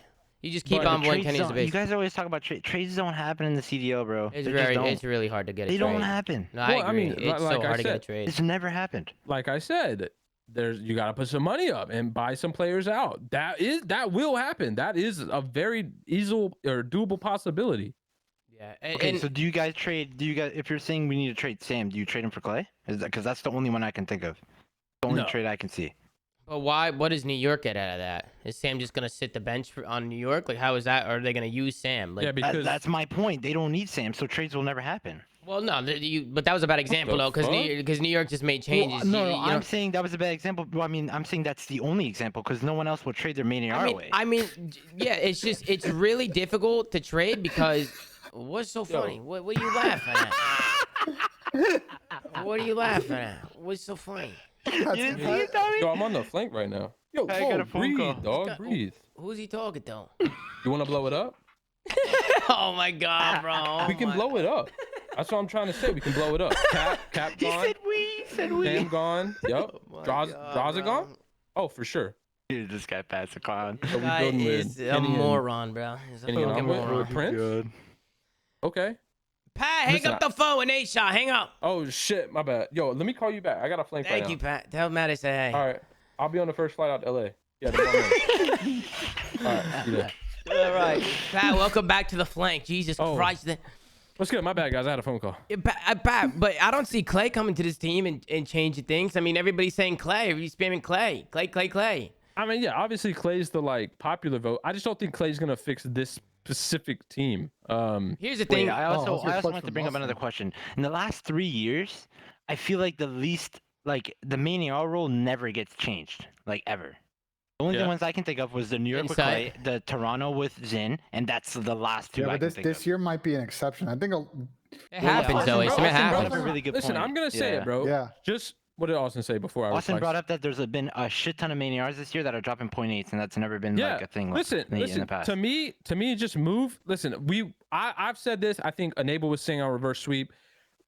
I think Kenny should run a sub, but if he's not gonna run a sub, then let's just move him to main AR. He did it last year. He was obviously fine with it. He's running an auto on every single map anyway. He's performing just as good. Just throw him on the main. Period. And then let's look into getting some SMG. I still think this team's problem is they just lack so much aggression and Yeah, they do. playmaking. They do. in every They mode. might actually be able then to get away with one change. Maybe you put draws on the flex. You could do Yeah, that. you could can put do Draza that. on the He was, flex. he You was can. the flex last year. Yeah. Draza plays like a flex. Envoy is not really a face smash type player. He's more of like he's a not, route taker, yeah, more methodical. You know, they don't really have a guy like a BZ, a guy like Shotzi, a guy like Asim. Like, they don't got guys like that just that are flying at hills and just being annoying, being a thorn in the side. To be Kleenex, honest, those to kind be of guys. honest, I don't know if New York would ever do this, obviously, but if New York get to a point where they're like not eliminated from champs, I shouldn't say that because there's always a chance. But if they get down in the dumps after this stage 2, like lose out and then get 12th at the event, and it's looking really hard for them, bro, if I'm Thieves and I'm sitting in that call, I'm trying to pursue Hydra. I But just Hydra am. isn't He an wouldn't. entry type of There's player no either, though. way. There is You don't- no way in hell Hydra New York will get and- rid of Hydra. There's I no mean, way. yeah, Hydra's a franchise player, but Hydra's the exact same We- player we- as Envoy, we in my think opinion. so. That's what I think. I don't No, think he's the same entry. I don't know if he's type. the same He's way more of a. He's nah, way more of a route taker and methodical player. I played with him last year. He's like Nah, Hydra he plays needs like fucking Envoy he does. He exactly like Envoy. He He needs does. a Neptune or a me alongside him. He he needs does. a faster SMG. Havoc, get Havoc. Everybody's spamming Havoc. Havoc's a I think good shout. Havoc would be a good Havoc's shout. But isn't Havoc the same I problem? He's don't also another guy that's necessarily traditionally a route man, no? No, That's what Havoc. Havoc No, for, though. Havoc likes to get aggressive. He likes to get in there. I've think seen him Cole and- play. I think we're thinking about this too much. At the end of the day, like we're talking about that they need to improve an SND. I think picking up Hydra would massively improve them in Okay, SND. but Pat, that's so unrealistic. That's That not is happening. unrealistic. Bro, It's so unrealistic. He's the franchise bro. player. And it's I 100 think Thieves. I don't Nah, think it's not gonna They happen. That reach- doesn't matter listen, anymore. I'm That not doesn't matter standing up. anymore. They reach in their pocket and their arm keeps going. Bro, that's like and saying going and that's going. like They don't saying think like we that, can Pat. get They don't up think like easy, that. bro. I know they don't think like that, but listen. You know? But my point is, if New York is in like a situation where they're just out for the year, they got to start attacking those teams that have superstar potential players who are just in shit situations, which is what we would assume Hydra is on a New York team that is in dead last, and they basically can't make champs. Like, it's just not possible. Yeah, Listen, we should, I even feel like maybe some aggression and some pressure might even make it easier for the ARs. You know, like right now the team is just not working. Like I think the LA Thieves team, they're all talented, but together it's just not working, especially in Vanguard. Like, That's why I think Kenny needs to go to main if he's not going to run. let's- I want Kenny in a sub, but go ahead, Ben. Let's move on. Tweet your best ideas at the flank. Gersh will retweet them. We'll hopefully Thieves pick them up and take one of the ideas and run with it. Well, we'll see what they end up doing if they even end up changing. They might be. I don't know if they're looking to If this- change now or if they're looking They to say. I gotta. don't know I what they're feel like they thinking. gotta. I don't know what the vibe is like over there. Like Bro, did you see what happened to the Valorant roster after Nate Shot tweeted about wanting to win? yeah, Boys, true. them boys were gone true. in 24 hours. Sure. Well, Yeah, that was tough. let's put it this way. Matt is definitely hopping on the phone and figuring out what the fuck is going on. He wants to Oh, know why yeah. they're losing. Matt's He's in getting a call involved. He's getting with involved. Mud Dog Yeah. and Cap right now. He's getting involved. Y'all sucking. Fix this. Yeah, they're So- definitely getting aggressive. But let's get back into the map a little bit. Asom, I do want to give you some props to the first map. 40 kills and what? Both our points, right? Both our points. You got 40 kills. I think the second hard point I went 33, so I was close. No, almost double 40. Just, spot, good plays out of you, just doing what you do best. Talk to me a little bit about the series, Asom. How'd you guys feel going into it? You know, how was everything today before the match? I'm the practice leading up to this last weekend is has it been good? really good, and our S&D has been really good. I want to give a huge shout out to LA Thieves on the second map. They played this map really well. They look better in this. They were still trolling rounds, but they did look a little bit better for sure. Yeah, they looked a lot more assertive. Like right here, what are they doing here? Just Yeah, again, like this Envoy keeps going by himself. This like, was the round where Ian got hyped because they got a first blood, and then I said, "Don't get too happy because whenever they get bloods, they troll." And then 5 Yeah. seconds later, they just run. They're just running, and I don't even know what the plan was. Like, where were they going? They're just gonna all push bottom grandma? Like, what was the plan there? What if somebody's sitting on the window head glitch? What if somebody's playing a corner, which ended up happening? You know, it's just I don't know. Sometimes it seems like the decision making just isn't there. And maybe they're just overthinking it. I don't know, but I just want to see them win numbers. Just go towards a site, work a site, work a bomb site, trade out the numbers on the site, get the bomb down, and flip the switch. You know. But what's up, Asom? Either way, like the round 11, I felt like they played it really well. Like we got a pick, and I think Envoy and Kenny were very assertive of getting me off the bomb. So I mean, like all in all, our S&D and Hardpoint was fucking like top tier in my opinion today. But like with our match against Optic tomorrow, they are like what on a 13 win streak on control, and as long as I mean I think gun to gun we'll match up nice against them, especially in gunfights. But we need to be able to figure out how to capture points, and once we figure that out, I think it'll be a really good series. We'll tomorrow. get to the control because yes, I 100% agree with what you just That was said. really- You that got was really- yeah, really, you got really, it. really tough. Asom, I do have a question for you, and this isn't meant to be disrespectful at all.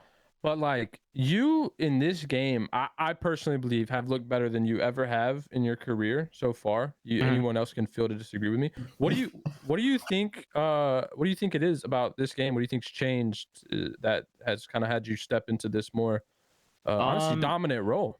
Yeah, I think so. Like in the beginning of my career, I feel like I didn't really play Call of Duty in a fundamental aspect at all. I always just played off instinct, and like I said before, I used to just go, and either it worked or it didn't. And then joining that Minnesota team on MW was even worse in my opinion because we were one of the slowest teams in the league, and I was like the fastest player, so all I knew was to go at the same time. And then I Pacing think was last off. year. Yeah, pacing was really off, and I always thought I had to go. And then when I played with Clay last year, he taught me a shit ton of fundamentals and like stuff that like really helped me.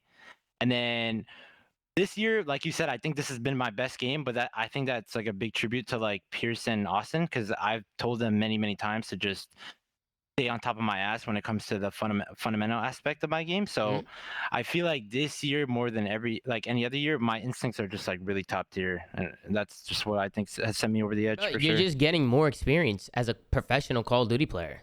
Seriously, like just to sum it up, you're getting more experience now. You first came into the year, when you first came in, it was all instincts, just you being you, right? Just learning it a little bit. Then you go through the cold war of the year, which, you know, you get some ups and downs. You have some highlights, some not so much, maybe some inconsistencies. And this year, you're just playing consistent. You're figuring out what you need to do and what your role is.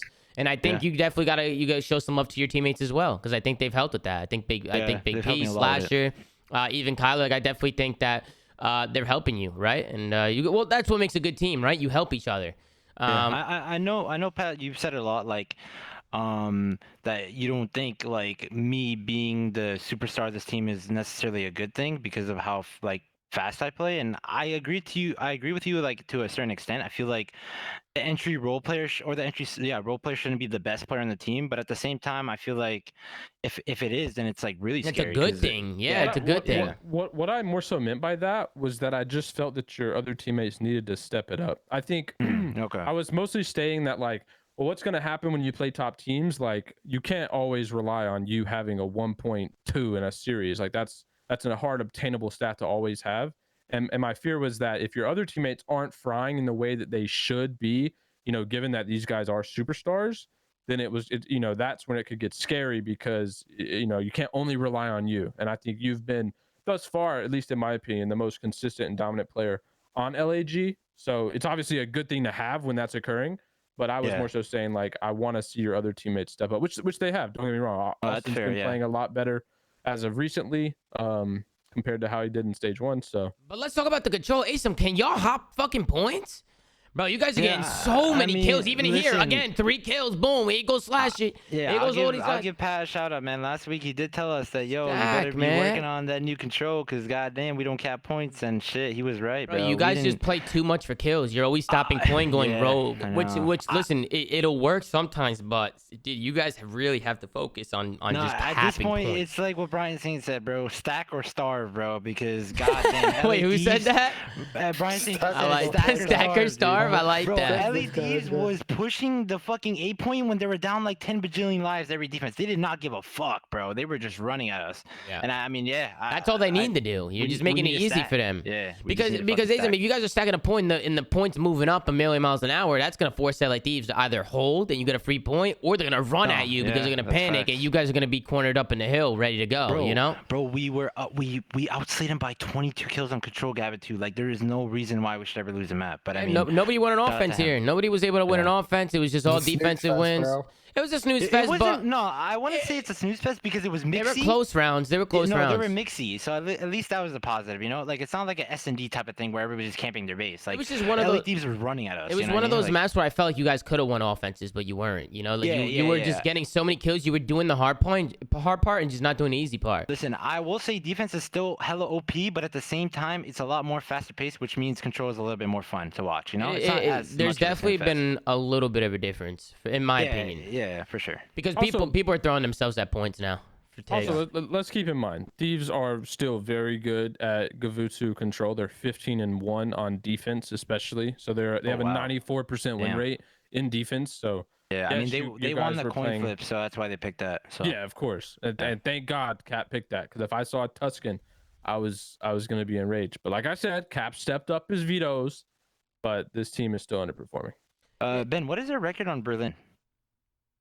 Hard point. Yeah, like I was surprised that they didn't veto this and they vetoed both. Well, that's the point I made at the beginning of the show. Yeah, I know. That's the point you made. Yeah. Now 5-2 on this map. Thieves is 4-1. Oh, now. really? So this is actually, wow. I think, their first loss.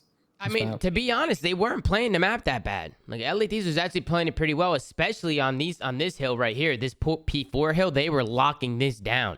It is really hard to break on. And Asim, how do teams usually break it? They send people around left early, right? Trying to take a long route. The only reason why you guys got in is because you popped a 2 or a 3 and somehow were able to pick up 15 or 20. But LA Thieves was soaking a lot of time in that P4 hill. They were. I'll be honest, bro. I don't know what. It's hard to break it. Yeah, I should have no business popping that 3-piece in the front. No, you shouldn't have. I don't know how you did that. It should have been a full 60. I'll be honest, Tommy. Like, that might have been the best series in terms of like my shot I've ever had in my entire life. I Were literally you was just like, feeling I yourself? was hitting 2 seconds of scrap, just smoking the guy. I'm like, yo, I'm making the wrong play, but I'm smoking this guy. Well, I don't mean, give a fuck. I feel like every player has moments where they feel like they get into rhythm, right? Like they're feeling themselves a little bit. Pat, yeah, you've I had was- those moments. I was Pat, in the remember rhythm for slums? sure. Remember slums, Pat, with the Slums, MSMC? Remember that? You were screaming. Slums, anytime I Yeah. played optic, like there's a lot of those situations throughout my career where like I would just be on one. Yeah, no, 100%. Listen, we got a listening from the Los Angeles Gorillas. Let's tune into the listening and see how the boys sound. All right, let's do it. Windows, top fire, top, second fire, second fire. We stuck now. Second fire, weak octane. Same really beacon fire. In absolute time, P5, He's P5, front fire, tank, tank, tank, tank, tank. tank. What is P5 really beacon? One got me street. Deep dogs.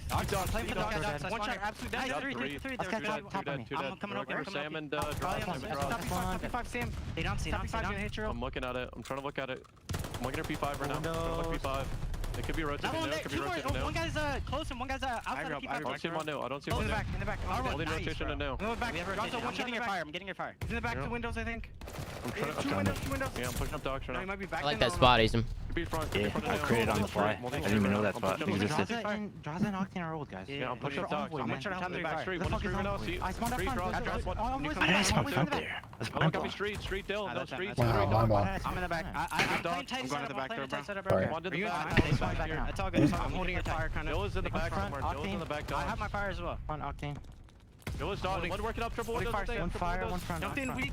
You guys did a good job on this hill. Got a little mixed CD. Still got I like mean, we 5. lost the first wave, but we recovered. Okay, I'll set the listening off. But good cons. I like the cons from Big P. Big P's always Yeah. counting players. Asim, Big you were P, counting players as bro. well. Yeah, I'm really good at counting players, but I think Big P is like I His know comms, Crowder bro, gassed him he up has on really his good thing, comms. and, bro, his comms are Yeah, insane. he's dude. always had really good comms. He like even when we play like 8s in our team speak, we always call him the walking UAV. He just calls out everything, dude. He's like a living radar. He's a good teammate to have, that's for sure. Yeah, for sure. He makes it easy on us for And, sure. and again, this is what was killing you guys. These P4s. I mean, once again, you guys are somehow almost able to salvage this, Just but broke then it from the front. yeah, which I don't even. But again, it was the last 15-20, right? Like where you guys are breaking it. Like LA Thieves was able to just keep constantly bringing it back because of this hill right here. Yeah. But you guys did a good job. You guys did a good job just getting some sort of scrap, right? I feel like on a hill like that, Asim, you're not really playing too much to break and hold. You're just playing to get them off of that shit and just keep it white. You know? Yeah. Because if you lose rotation, I mean, it's really, really hard to get in there. And then Big P. This was the play that won you guys the game, Asim. Rewind it a little bit, Ben. Rewind it. This is a fucking 200 IQ Big P veteran play. He takes the long route super early. He goes all the way around. Look at number 6 on the minimap. Look Yeah, how deep I he is. did that on the first rotation too. We both alternated on that. Because- I saw someone put it on Twitter too. Like, bro, the way we were playing the hard points, every single one of us was taking routes when we needed to. Right, and but it look was, at what like, he does. He gets the phenomenal. kill on hill, and then he also was his awareness. He knew a guy spawned behind him, turns around and pops another one. He gets the kill on hill, gets him off the time. Now you guys are getting time. He turns around, kills Draza. Now the flips are in. Now you Yeah. guys are getting time. Big But then P took Envo the pops route. a 4-piece here. Yeah, Uh, but you guys huge have out of you Envo. guys flipped the spawns, and you have spawns for P1 now because Big P made that play. Oh yeah, I know. I You think know? it would have been a much cleaner and better play if we just didn't get 3-piece white Envoy. Yeah, Envoy. yeah, Envoy Big P made would Envoy flip us. definitely made an individual play and almost mixed it up a little bit. But because Big P took that route, that allowed you guys to rotate to this P1, and then the rest was history. Asim, you popped the fuck off here at the end of the game. Yeah, I think I popped a 6-piece or a 5-piece at the end right here. Bro, This was you, dope. bro, I love how you just like, yeah, dude, I was popping 2 pieces here, and I popped a 6-piece here at the end of the game, Tommy, 40 in the I'm first telling hard you, point. I No, was you in a played rhythm well. today. No, you did. You played really I well don't today. know. It was insane, bro. You played really well today. I You was did. popping off. What's with the Good. automaton? Did you pick this up? No, I switched to it. Tommy, bro, these fools don't understand, bro. Automaton is the best gun in the game, bro. You I'm switched to telling it? you. What made you switch to it? Does your team know you're switching, or are you just doing it off the fly? If I know that I don't have to push out a cut and I just need to sit my ass in time, I'll pull out an AR. Yeah, like That's if you usually when know I do what it. spawn you're gonna get and what you need for the like I'm very- situationally. I switched to an AR like 10 times like in a Berlin. I'm Would- like really. Would really it shock fast you on that guys shit. if I told you that LAT are the best P2 and P5 Berlin team in the entire league? Wait, really? P2 I and thought we were- P5. I thought we were the best P5 team on Berlin. Nope, they are. They have the highest average points per hill for both those Oh, hills. I think. Oh, we might have the highest points ever scored on a P5 with like I think it Oh, was okay. 52. But my bad. Yeah, that's dope. I mean, I didn't even know that they were 4-0 on that map, to be honest, before we played that. But let's move on to game 5. And I thought that this basically is my big point about Thieves. I thought they were doing an okay job, but they got absolutely crushed on every single mid-round adjustment on their end. You guys were either doing a really good job on all these retakes on defense, or you guys I've been trying to tell consistently Pat, getting bro. Our the S&D is leveled up, bro. We know how to play our mid-round adjustments now, or mid-round situations. I Like, think you we're do, really good at but it. dude, I just think the Thieves are lost. These players are lost in their mid-round decision making, and I feel like none of them are stepping up to the plate in the comps. Tom, that's what you had kind of always talked about. Is like, are these guys even talking in their mid I rounds? just don't know who the Well, I mean, leader you is guys on don't- this you guys team. Like, don't know that, though. who's the leader for them? Who's that guy? 'Cause listen, you don't really need a leader if everybody's invested. But I mean, even after LA Thieves won the second map, when they run around 11, it looked like they just lost. Like they looked stressed. Like they won the map, they took their headsets off, and they were like, "Holy shit," you know? Wait, what map? The second map. After they Oh, won the second map, Well, I mean, they were looked up. stressed. They were up 5-2. Yeah, they or almost 5-1. trolled. They almost Yeah, trolled they it. almost joked that. But that's what I'm saying. It's like Yeah, it's it stressful. shouldn't be this hard for them. That's what makes me feel like there's just something wrong with the team, like a pacing issue. They're not working the situationals right. Maybe the communication's off. I don't know. I'm not mean, we invested don't into the know team if on a the- day-to-day basis. yeah. I don't sit in on practice. I don't see we what don't know goes if it's on. the comms though, Tom. Like, we don't know Yeah, if like, they're changed. You know. For me, I think it's a pacing thing. I think they need more aggression on the team. I think that they need to switch. I don't think people are playing the right roles. I think this team is just a team of 4 talented players put together, but as a unit, like as a team, especially in Vanguard, it's not working. I can see it working in Cold War, and keep it also just to keep it a buck. They don't know how the game's gonna play out before making a roster going into the year. That's kind of like where things kind of get a little weird. Like when you're making a roster going into a new game, you don't really know what to do with the roster. Like 2 ARs, 3 ARs, fucking 1 AR, 3 subs. Like But you don't. I don't think it's a role problem, Tom. They're last in first blood percentage, or last in first blood win percentage. They're last in mid-round situationals. I don't know what else to say. Like, Well, I'm also it talking. just- I'm also talking about respawn. I'm saying No, in general. 2-5 in hard but hardpoint this I stage. don't. Bro, I like this is a Thieves team where when they first built this team, it's like, okay, yeah, I can understand you feel like they don't have an aggressive sub. They have 2 kind of Ratman SMGs, but they have like decent coverage across like a 3 sub. If Ken's got to pull that out, Ken, literally, I've never seen Ken run a sub since World War II. Yeah, he doesn't like running a sub. I don't understand this. I think it's been the worst decision, maybe not for his individual career, but for his teams in 4v4. I think it's been one of the worst decisions. I think it was. I was almost Besides gonna for say Black Ops acceptable. 4. Besides No, for that's what I Black was Ops gonna 4. say. Well, even 5v5. I was gonna say I think he could get away with it in 5v5, but in 4v4, I think he is too good with a sub to not use one. It's obviously at this point a personal decision, because I'm sure there's been many of his teammates and coaches probably that felt the same way. But yeah, I think like this team could desperately use him on a sub. He was probably one of, if not he the flew at me. That most was mind-blowing. impactful SMG players in World War II. Like going back to a long time, he was insanely impactful on the map. And I just think as a sub, or as an AR, he's just not providing the same impact. Like he's obviously doing good. He's probably still better than any other AR they could get for that flex role, but I think he would just be. Well, it also depends by far the best sub. who you can get to, like who you can get. For instance, say there's a really talented sub on the market and you pick him up. All right, then at that point, move Draza to a flex, Kenny to a main, and then you have Envoy with another aggressive sub that might change things up a little bit. It just gives the team harder to do that, right? I think it's a lot harder to find good subs, wouldn't you say? Like, yeah, it is because it's the harder role. Of course, it's harder to find good subs, but I feel like there's more good subs though at the same time. Like there's a lot of sub players that you can choose from challengers. Like there's a lot of sub players down there that are pretty good. I just think this year, my only caution this year, and we'll see how it plays out, is I don't know if there's as much depth in the SMG pool as there was last year. We'll see how it plays out in kind of one of these like mid-round, mid-year adjustments. But I felt like last year had a bigger talent pool. But there are guys like feel like Ben Pentagram or a Havoc or a Kismet that might get another run in this year, and we'll see. Maybe I'm proved wrong there. Listen, I'm gonna say something, and I'm not like coming directly at Sam because I've always thought Sam was very good. He's been very good, but this is like Seattle 2 years in a row, really, really bad, and this was his like year to kind of showcase that like those were anomalies, but I'm still not seeing it out of his teams, and like I think it's got to get to the point. It's like, is Sam a negative to this team, right? Like he's been really bad the last 2 years, and now it's kind of we're seeing the same story. So let's take a look. At what point do we have that conversation where it's like, all right, well, the excuses are out of the like there's obviously a clear issue. Yeah. Well, listen, we'll see what they end up doing with the roster.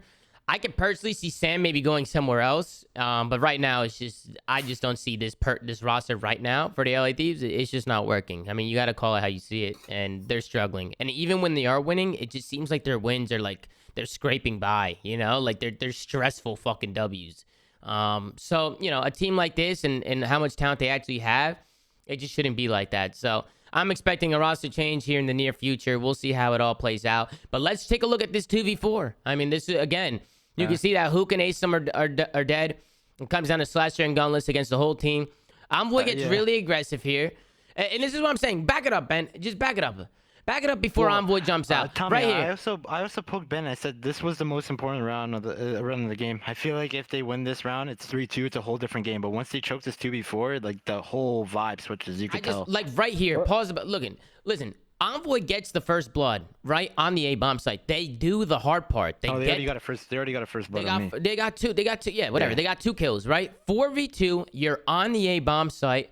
Just plant the bomb and hold the headies and just look over each other. Just stay tight. Or break ankles, but anything but push their No, side. just look, for instance, the bomb. First of all, the bomb is mid map when it's a 4v2 and they have all A bomb control.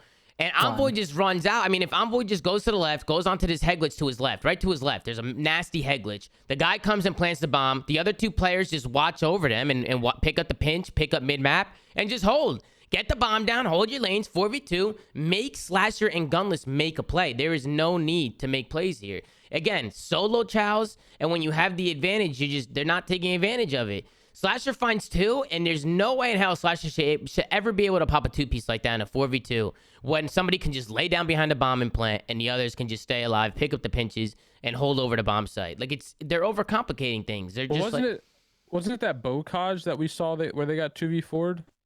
Yeah, they did the same shit. They did the same exact shit. They had numbers run at people and they just ran. They just ran at people when it's like, hey, there's 2 sites, A or B. Pick a site, try and work the bomb site, get onto the site, get the bomb down and hold. Like, flip the switch, make it so that you need to hold and they need to make a play rather than you guys having to make a play. I still will go back. Also say that you had 49 seconds. You could shimmy a little bit for info and then break some ankles. You had a lot of other different ways to play it.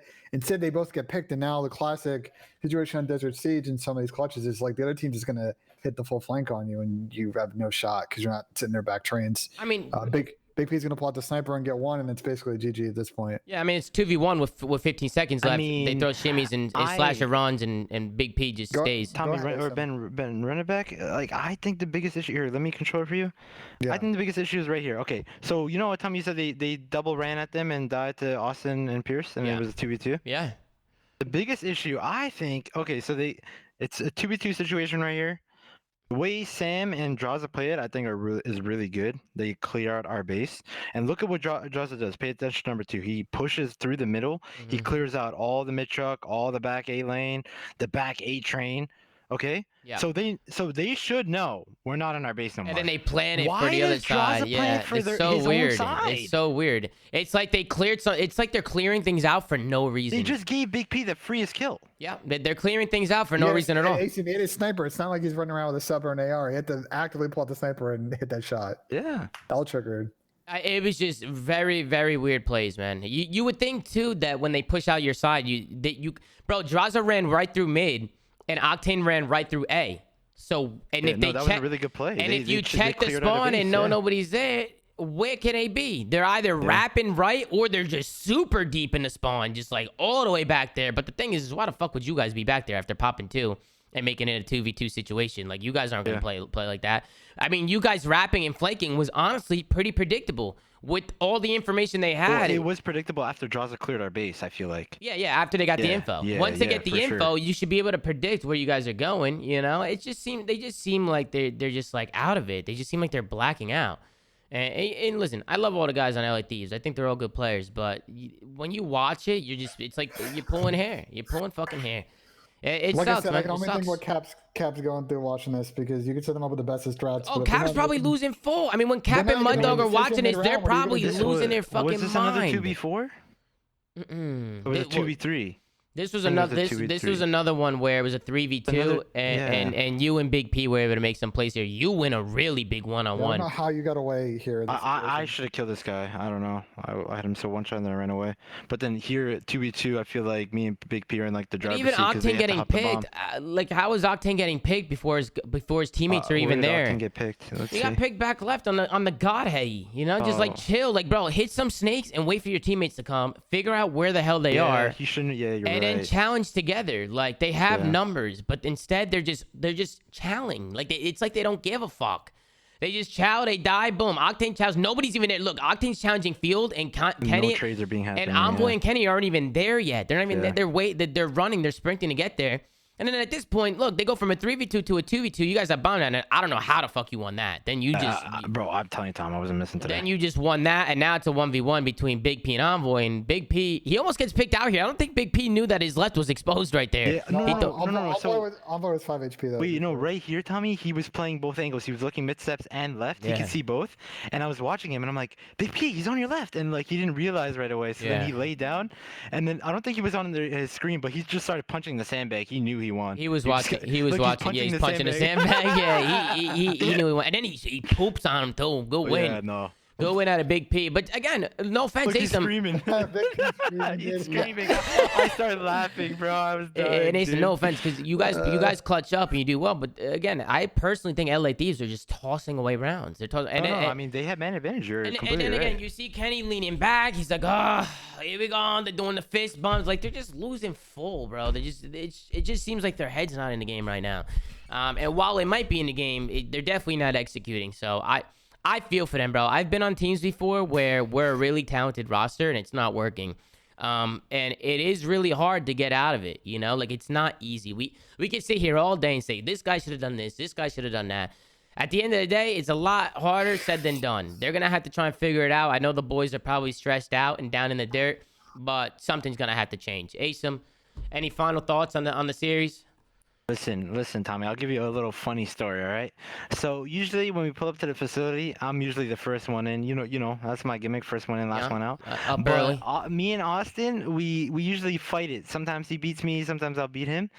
But this good morning competition to have. I got there a little early, and Austin beat me by a long shot. He was there hella Oh, early. he shooting wanted to bots. win today. He wanted to win today. Tommy. There's a little bit more passion today. There's a I little like bit more. that. Yeah, definitely some bad blood. And then he tweeted out after the game, he said it became personal with me. Good games, LAT, right? He tweeted out that became personal, the Michael Yeah, Jordan gift. Austin wanted that one bad today. He Yeah, did. so and Austin, listen, Austin showed out today. He's been looking Showed so out, much yeah. better, by the way. I mean, we were on Slash's ass in the beginning of the season. He's really stepped it up the last few series. He's been doing his fucking thing. So really good to see Slasher coming to, really just starting to up the game now, up the level, right?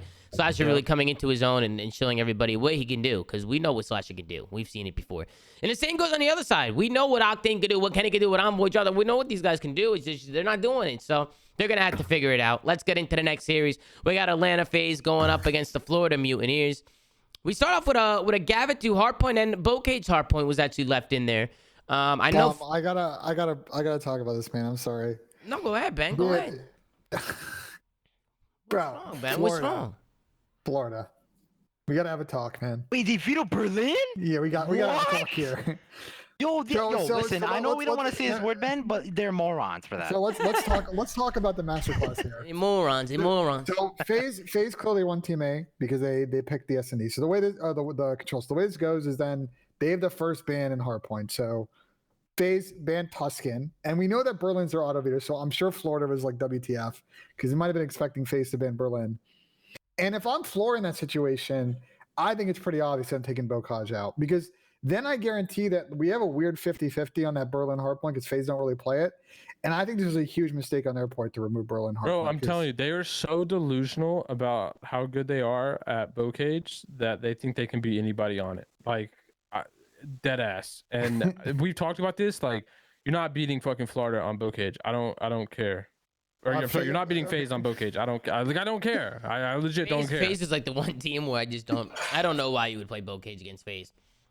I mean, bro, it should be an instant veto. Who we playing? Atlanta Faze? Tom, Veto I saw Bocage. I saw these videos and I saw the Berlin and like I was sitting next to Nameless and I'm like, this is 3-1, bro. Like I don't know, man. Like even if FaZe lose a map, like you're giving them the map for Bocage, like this is over. I think if for Florida, this is again a huge issue that's kind of plagued them all season. Like their hardpoint map pool, they have a couple of they have It's two decent horrible. maps, but like you got to expand a little bit because when you play a good team like this, and yeah, Bocage is your best map, but it's also Faze's best map, and they're probably the best team on that map. You're putting yourself in a difficult position. These hardpoints. Mm-hmm. Florida still hasn't played a Berlin though. Like not one. Oh, Not really? one Berlin. Oh, okay, so maybe they're not morons, Fred. They both don't. They're look still good. morons. They're still morons. Listen, I still disagree with that, Pat. Even though it's your auto veto, I still think you probably. Hey, what do you mean you disagree with that? I'm agreeing with you, motherfucker. okay. I'm Yeah, saying well, yeah. I'm saying they haven't played one yet. Yeah, I'm saying they haven't played one yet, but they should still play it because they do not stand a chance against Faze on Bocage. I'm sorry. Just to me, it just seemed like a little bit of a misstep, and it was a great play from Faze. You basically baited them into banning Berlin hardpoint. You gave yourself probably what I think for Faze. I mean, they're a good Tuscan team. Don't get me wrong, but their Gavitu hardpoint has worked really good recently. I think they ended up giving Faze potentially their two best hardpoint maps in the series. That's what I was gonna say. Yeah, Florida's not that good at Gavitu anyway. So And then on top of that, Simp is hitting fucking form again, which is scary because he's starting to look like himself again. I mean, he's running at people. It doesn't matter. MP40 automaton. He's looking good right now. The Faze boys, they made this look easy. The only map they lost in the series was an S&D. But Pat, I'm gonna be honest with you. Remember when you were talking about how you have those series where you're not even tripping if you lose the search and you feel like you're just gonna. I feel like that was Faze in this series. absolutely. I felt like they didn't. Talent-wise, Yeah, they had the respawns. But go ahead, Pat. Talent wise, they just to me this Faze team is not afraid of Florida. I don't think they ever will be. I think they're, like you said, they're just chilling in the series. They lost an S&D, whatever. Like, just get me back to the respawns because they know it's going to be a smoke show. And when you have Simp playing like this, and we've talked about it, right? Like, he's had those moments where he showed, what he can do. I just think for this Faze team to be that dominant roster that we always talk about, it really just comes down to, if Simp can maintain that form. And that's not an easy thing to do, right? Like, he's done it for, 3 years now almost of being, if not the best player in the game. And that's hard to do year after year after year. So I think this team really relies on him being able to be the best player in the game if they want to be like the dominant Faze that don't even stress about series, because otherwise they're still going to be a top 2 team, but it's just hard for them to be the here's my actually surefire number one. Hotter take than that, because I think obviously Simp's probably well on path to be all-time best player in Call of Duty. He's been insane since he's coming into his form in the pro circuit. I think when this team's at their best, though, is when both Simp and Abizi are on form. I don't think we've seen that version of this team yet where both those guys are playing at the top They've had level. some of those series. They show it sometimes. Not consistently for a full series with this team yet, though, when they've needed it. Yeah, And definitely. I think the search, for example, like It's because Cell is stealing all the damn kills. well, MC's obviously I prime. mean, but, he's like, double paused. But let me finish my points. I think if we were go back and watch S&D, I still think watching, especially the Berlin, I just feel like Simp and Abizi really aren't on the same page sometimes in situationals, and that's why their offense hasn't been particularly good in S&D, even though they've been decent S&D so far this season. Yeah, and I see people in the chat already saying Faze lend the bias, this and that. No, Faze has been playing. They played well today. They played really well today. They pretty much dominated the first half point. Florida brought it back a little bit towards the middle half of the game, but again, the second half of the game, Faze kicked up and they had full control of the whole entire hard point. It wasn't even close. They were outslaying the fuck out of them. MC was double positive. Simp was running around picking up kills. It was a bloodbath. Then we get into the Berlin S&D, and Faze struggled. And listen, this was Berlin S&D. I feel like is giving Faze nightmares right now. They probably see Shotzi on top of fucking fire, wall banging a fucking window in their dreams. Like it shit. It's I think for Faze's S&D right now, it's really kind of in an interestingly weird spot. Like Desert Siege, like I don't think anyone's really touching them right now on that map, but they're basically playing 500 ball on all the other kind of 3 maps in the pool. So that's kind of interesting to me. They played a lot of Berlin. They haven't played particularly good on this map. To me, like watching them play, I think the issue is the offense. I just feel like a lot of their sort of play attempts on offense on Berlin require a lot of Simp and Abizi. And again, going back to my earlier point, we'll pull up some of these offensive rounds. Like I feel like they're just not on the same page on what they want to do. And it creates a lot of situations where it looks like Abizi's playing way too aggressive with no support. And yeah, they've won a lot of maps in the past when he just shits on someone. But if he's then getting blooded and you're playing every round, Yeah, you 34, live or that's die not by it. It's not a really good way to play offense. Yeah, and it's that's where the fine line becomes difficult, right? Like that red line across, because a Beezy's a Beezy, so you want him to go rogue, but at the same time, like you have to be careful, because if he's not winning his ones, it's gonna hurt. It's gonna make it a lot more difficult for his teammates to have to constantly clutch up, being down numbers. We know how big first blood is, right? When you have that advantage and you have numbers, so they're gonna have to mix it up. I don't mind a Beezy going rogue, but it can't be every round. It can't be every offense where he's just going absolutely fucking nuts. I mean, even right there, I mean, he's just hitting a fucking go button, Which, at the same time, it's a good problem to have if your player is too confident and he's jumping at people. I mean, clearly the guy is not scared to challenge anybody and make a play. That's been their issue For since 3 this team years. has been around Yeah, the it's been their issue for Never years. die by the either ego blooding or chow. getting blooded. Like They that's never die their- by the ego chow. That extra slide Well, killed him there. when they played good in S&D, which is and we saw this at times last year, is like, yeah, like he's getting blooded a lot, but he's getting instantly traded. So they're winning, and then they're winning a lot of 3v3s. This year, it seems like he's getting blooded, it's getting untraded, and their 3v4 win percentage isn't particularly good, especially on this map. Wait, So were I we think talking about that's- FaZe or I'm talking about Faze. Faze, No, yeah. Oh shit, my bad. I was talking about Florida. First off, I thought Florida played fantastic on this map, by the way. Their S&Ds have always been pretty good, though. There was no answer for Faze to how Dave Patty played middle on this map, or Awakening for that matter. I You'll like see the what happens credit last spot. round. I like the Yeah. credit spot from Dave Yo, Patty you on the know what's funny bookshelf. about that? Middle map. You know what's funny about that, Tommy? Dave Patty found that spot like day one when we used to scrim him in Berlin Harbor, like back in December. He loves that He's little still bookshelf using spot. that shit. Yeah, he's still using it. Look at him. Look, he's loving that shit. He's loving it.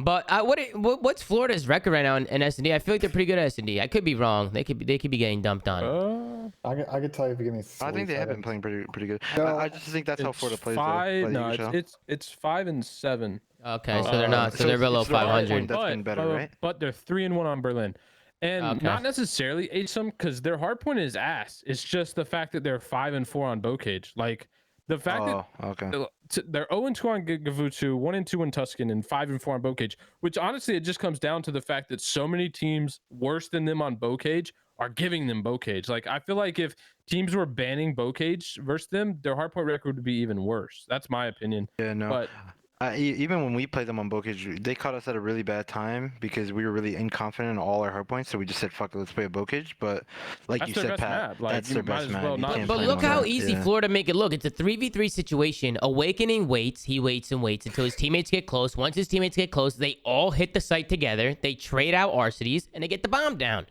Yeah. It's very simple. You get numbers, you have the bomb, work a bomb site, get the trades, get the bomb down, and then play your post plans, play your spots, play your post plan spots. Some teams should just fucking make it so complicated on themselves, man. They beat themselves. Just a really good play from Florida. I think right there, their And then teamwork Dave has Patty really been smoked since showing last out. Round. Let me skip ahead here real quick, Tom, because they don't catch the snipes on the original part of the broadcast, but coming out of break, They show do. the highlight. Yeah, Yo, give me a second. Should Sim snipe more? No bullshit. I think he should. I like Simple to snipe, bro. That guy's Like he was diffy. so dominant in BO4. He pulled it out a little bit though. He pulled it out. Yeah, but I feel like I guess it really depends on the map, but just more. I mean, dude, that pistol is so good. I feel like. But I Black feel Ops like 4 mid-round- sniping is also a little bit different, Pat. With stim and everything, the fact that you can Yeah, still that's one true. hit people, like what a fucking shot! All Wow. I'll say is if he's gonna that's snipe nuts. if he's Wow. gonna snipe on more maps, His and shots, again, wow. going back to the Abizi thing, if he's gonna snipe on more maps, it then puts even more onus on Abizi's play style. He's definitely gonna get those bloods because he doesn't have another aggressive sub coming up unless MC's switching guns or Alex switching guns. Are you So saying that's it would just- hurt Abizi? I'm just saying Yeah, I would agree. their system would have to be adjusted because if Abizi's is going out there solo challenge the only sub on the map, like that's not a high percentage way to win S&D. Well, did Sim snipe against Optic at the major? Like in those S&Ds? Do you I remember? don't remember. I don't think so. I don't think so either. That's the issue that we had in the beginning of the year too, Ben. Was Kyler was a really good sniper, and we loved having him as a sniper, but it would affect our team so much in S&D when I'm the only one playing aggressive. So it's like that's the shitty part about having your SMG player be also the sniper player. Yeah, but I feel then, like but at the Abizi same would time, you still but, succeed. Yeah. Yeah, but you can get away with it in 5v5 because Yeah, have you could. Yeah, four exactly, people man. sliding in to get fucking Yeah. trades. In this Yeah. game, like you don't. but then at the same time, I also feel like if Abizi's gonna make plays like that and he's communicating what he's doing, I mean, they should be able to play around him. You know, Yeah, that's what I'm about to say. If I'm Faze, I'm gonna trust play Abizi. around him. Yeah, Like, try and play around him. If he's gonna hit something, Tom, try and work with That's him. the fucking Zoomaa World War II strat. Yeah, that was the reason why I'm saying this, because that was my biggest problem, right? Because I was the same type of player, right? I was so go, and you live and die by the Zoomaa first blood. That's what everybody always said when I was competing. You live or die by it. He's either going to fuck off popping it, or he's gonna get picked out. And one thing that Crowder always told me, or Lamar, or like some of the guys that I always played was like, listen, if you want to go rogue, go rogue. We all think you're an amazing player. You can do whatever you want to do, but communicate it so we can actually help you out and we can play around you and do stuff off of what you're doing. So I think it's important that I feel like Abeezy's kind of in the same boat. Like if he's gonna go rogue and he's gonna make plays, just make sure you're communicating. And maybe he is, and they're just not playing around him, right? So I just feel like that's something that FaZe really needs to focus on. Tommy, if Abeezy's saying to like go, or that he's going rogue and you're gonna play around him, like if Simp has a sniper in his hands, it makes it so much harder. Right, they're on different pages. Yeah, they're on different pages. You have one guy sniping, one guy's rushing. You have MC playing a creddy somewhere. You have Alec probably holding a lane somewhere. It's just like sometimes they seem maybe a little bit scattered or they're not on the same page. But, I mean, these are things that I'm sure Tupac is seeing and the guys are seeing. I mean, they're definitely going to go back and watch back some of these rounds. And that's usually what they do. FaZe, they learn from their mistakes, you know, and that's what makes a good team a good team. A good example of that is Optic. They did the same shit, right? They like in the beginning, they were just like struggling, and they're good players, but they go back and they look at what they're doing wrong and they watch VODs. You hear the players talk about it all the time. They're always watching VODs after their matches. Because if you could fix some of these mistakes and change the mentality a little bit, I mean, you could just become a different team. So I definitely think that's going to be... Speaking of mistakes, this first round pissed me off, man. Wow. How, like, bro, we could go back and watch this. I don't really want to waste so much time. Dude, I watched a FaZe player every life on this offense run through bottom church, and no one on Florida picked it up. Which is interesting. Why are they not looking at church? And then the FaZe players either flanking top church and getting a freebie, or flanking alley and getting a freebie. And that's how FaZe is able to kind of... Yeah, what are they doing? What are they doing? They had 3 guys looking at the same thing.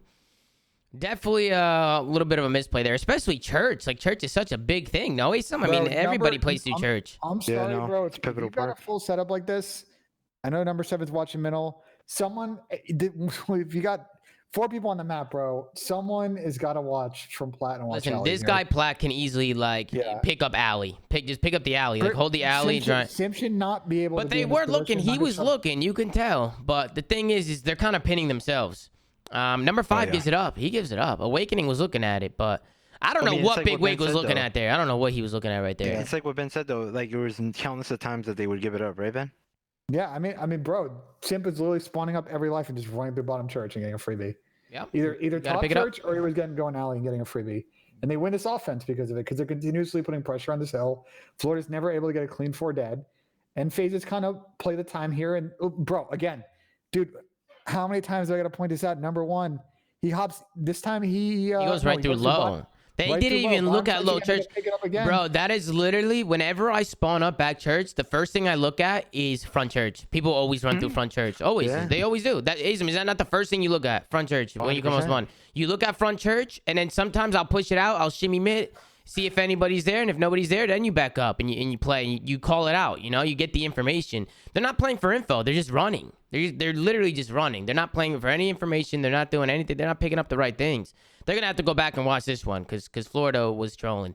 Yeah, I mean, and at this point, you've spotted FaZe a free round. They're rarely gonna lose their defenses. Yeah, and this shit's basically over at this point. Alec gets streaks, I think, in this round. They use the glide, so he gets in the round before, and he uses the glide in this round on defense, and they push out. It's a GG. Like it's just it's a mistake in Florida you can't make against a team like FaZe. You got to be able to pick up all the lanes. Yeah, not to say, because I'm seeing people in the chat, not to say that I fucking know it all with what I do, you know, when I play ranked and shit, but I feel like it's an obvious definitely think that's it's an obvious mistake. What I do is what the pros do. I just steal what the fucking pro, like I steal what the good players do, like that ass. Yeah, I just steal strats. What Krim used to do to you? Yeah, I mean that's all I do now. You know what's funny, Tom? I feel like you do that more than top teams do that, or not top teams, I should say. CDL teams. I mean, listen, I watch COD all day. Just copy and paste what teams that are better than them do. Listen, I watch COD all day, and I'm not gonna name names, but when I play CDL players in rank play, they're not keeping up, Pat. Drop a few. I like that. Listen, we're not gonna drop no names. If you use an Italian accent, they won't know what you said. No, bro, no, I'm just busting balls. But definitely think teams are gonna have to start really focusing on some of these mistakes that they're making. We're getting to that point of the year now where the teams that make the less mistakes are going to be winning, and I feel like teams that some of these mistakes that I am seeing is just like unacceptable at this point of the year. It's like, dude, like you're not even picking. You have 3 guys looking at one thing. Bro, like you just can't have that happen. I saw a tweet. It's 5 months in. Is that crazy to you guys? I feel like the last 5 months. I feel it's like not this. crazy. I It's feel still- like it's this definitely league like has 5 been months. going on for a fucking minute now. Like that's what I'm saying. Like some of Really? somebody's. I feel like it's so No, early. no, don't get me wrong. 5 months is a long time. I'm saying like I feel like I didn't realize it had been 5 full months. And but it time has. flies when you're having fun on the flank, Pat. But here's Time what I'll flies. say. If there's any takeaway from the last 3 weeks, bro, the way the league is set up right now, and Pat, I know you got Toronto Ultra as your 2022 champs. Thank I know you. London's very good, but right now with the way it's set up, until London kind of figures out how to crack that next step, is Faze and Optic, and then everybody else. below Listen, them. I know you guys always talk about how like this game is a coin flip, but like you gotta tip. I don't. Listen, I hate the coin I flip know, I hate term. it too, but listen, let me finish. Shove that coin up your I was ass. gonna say the league is insanely competitive here, bro. Like the top 3 or top 4 teams that place at the Kickoff Classic are all at the bottom. Seattle, Toronto, and LA Thieves. Yeah, but Bro, I know what you're gonna say, Pat. This game, Okay. Vanguard, Squad, no, bullshit. that's not but what I was gonna say. it's actually hella competitive this year. Like everybody has good fucking players on their team. I was gonna say some teams were just ahead at that event, and it wasn't really vindicative how they were gonna be moving forward. Okay, all right. Yeah, I like that. I like that that's fair, answer. But I agree with you, Ethan. There's some good parity right now, but I think right now in terms of we're set up for an interesting year where right now as it stands, I think the team that's probably best positioned to crack this right now is London. Faze and Optic, I think, are currently in a class of their own from everybody else. Agreed. Dude, That's fair. That's fair to say. I want to ask you guys this because I said it on the reverse sweep that I think when we, and you guys can tell me I'm faded, later down in the road, London is gonna regret getting rid of Paul. What do you guys think? Ooh, interesting. I don't- I don't know. In what way, though? I think that they were better with Paul. Why do you think that? I think it was a honeymoon thing, and I also think Gizmo is the main vibe bringer and like team culture guy that I've ever seen. As like I agree. As Gizmo jumps on my lap. no, I agree, and he's nasty. Gizmo is one of the coolest, like funniest, like people I've met, and I think he like brings a lot more to the team that we don't see. This I is think- nothing about I him. think as it's a a really person. I like Gizmo personally. but- Here's my thought, Pat. I think it's really hard. Look at the talent on Faze and Optic. It's really hard to build teams like that right now. If I'm London, I have a very good young core and a veteran player that's providing a lot of value to my team. I'm rolling with the punches because we're going to be in a better spot than all of these teams at the end of the season. And bro, even if we end up getting like top 4, top 3, bro, I'm running this roster back for next year at this role. Like I think these guys are going to have to win and lose together, and that's how they're going to develop and become a good enough team to Yeah, challenge thanks. Faze and Optic. You see the potential there with, especially the way they play respawn and on some of the S&D maps. Like it is there, man. You just got to give it time. I mean, I don't disagree that I think London's that echelon of team. I just think that they possibly, and this obviously isn't, this is a prediction thing, that they could have been better or were better with Paul X. Obviously, Gizmo didn't have the best tournament performance compared to some of his online performances, so I don't really want to hold that against him specifically. I just think it's a conversation that we could have that, like, hey, this team might have been better in this game at this current time with Paul X. That was my kind of all thought I'm thinking. gonna say, man, is this London roster is really young. Obviously, they went to Kickoff Classic, but Major One was legitimately for some of those players the first land that counts that they've ever played on the main stage. So just give him some time. Paul's had a couple of events under his belt in terms of pressure. Like, I just think you got to give this London team time. You're going to have some probably poor performances on land. It is what it is, but come champs time, I really like the ceiling that this team has. I like This the London team record, I too. think, is a bad idea. Yeah, I like the London team. They have good chemistry with each But other. Yeah, I also under- wanna- chemistry. I understand what you're saying, and I think that's a valid question to ask, though. I'll give you And that. I want to preface it with saying it's not like a combo of me saying I think Paul X is better than Gizmo, because that's not what I think. I just think as a team dynamic in game, I think Ace, you brought up valid points out of game, but in game, I just felt like it looked like they flowed better with Paul X. That's mainly what I was saying, because I think Gizmo's a superstar player in his own right. It's just we talk about team comp all the time, right? Like how some teams it makes sense, some others don't. That was kind of what was basing my question off of. And by the way, and I just saw this in chat, as bad as Gizmo played at Major One, they also got third. So, True. tossing get that third. out there. And he was Yeah. also dealing with a lot of stuff. I mean, we're talking about Toronto with COVID. I mean, Gizmo's dealing with a lot of just personal shit. He had to fly back home. He was coughing up blood. Yeah, he had to deal with some crazy shit, bro. So I feel for that guy. So Speaking of challenges, FaZe actually got out to a huge lead in this map, and then they kind of threw the lead on the last couple P4s and P5s. This actually came down to the end here with FaZe actually kind of pushing out, getting a really good 3 dead, and kind of holding a good P1 setup. they soak up so much time here. They just win Florida so many ones. Florida actually made this map kind of close. It wasn't super close, but it was close enough that Florida was like 1 hill away from. No, it was close. Yeah. It pretty much was a phase all the way through until the end. Florida started bringing it back a little bit, but again, FaZe, they do such a good job pinning Florida here. It goes to another set of hard points back to P1.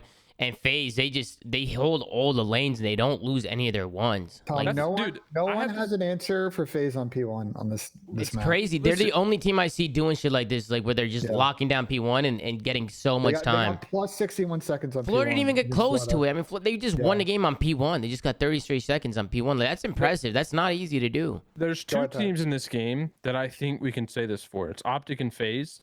Is that even sometimes the score looks close, in the back of your mind, you're always just like, this isn't close because of their ability to just take over in late game and just certain hills where they can literally just hold a hill down and get every fucking kill there is. Yeah, And they're good at locking down time. And to me, it's FaZe and Optic. And there's no other team that is remotely as close at doing that as those two teams. That's why it's like when games are like, say Optic or FaZe are winning a map like 250 to like 190. It's like, okay, yeah, it's kind of close, but if you actually watch the map, like they were in full control of the whole map. Yeah, they the were whole time. they're always ahead of rotations. They were outslaying the fuck out of them. It's Shit, man. You good? stuff like that. But Not my controller, sorry. oh, not your controller, bro. You can't be dropping your controller.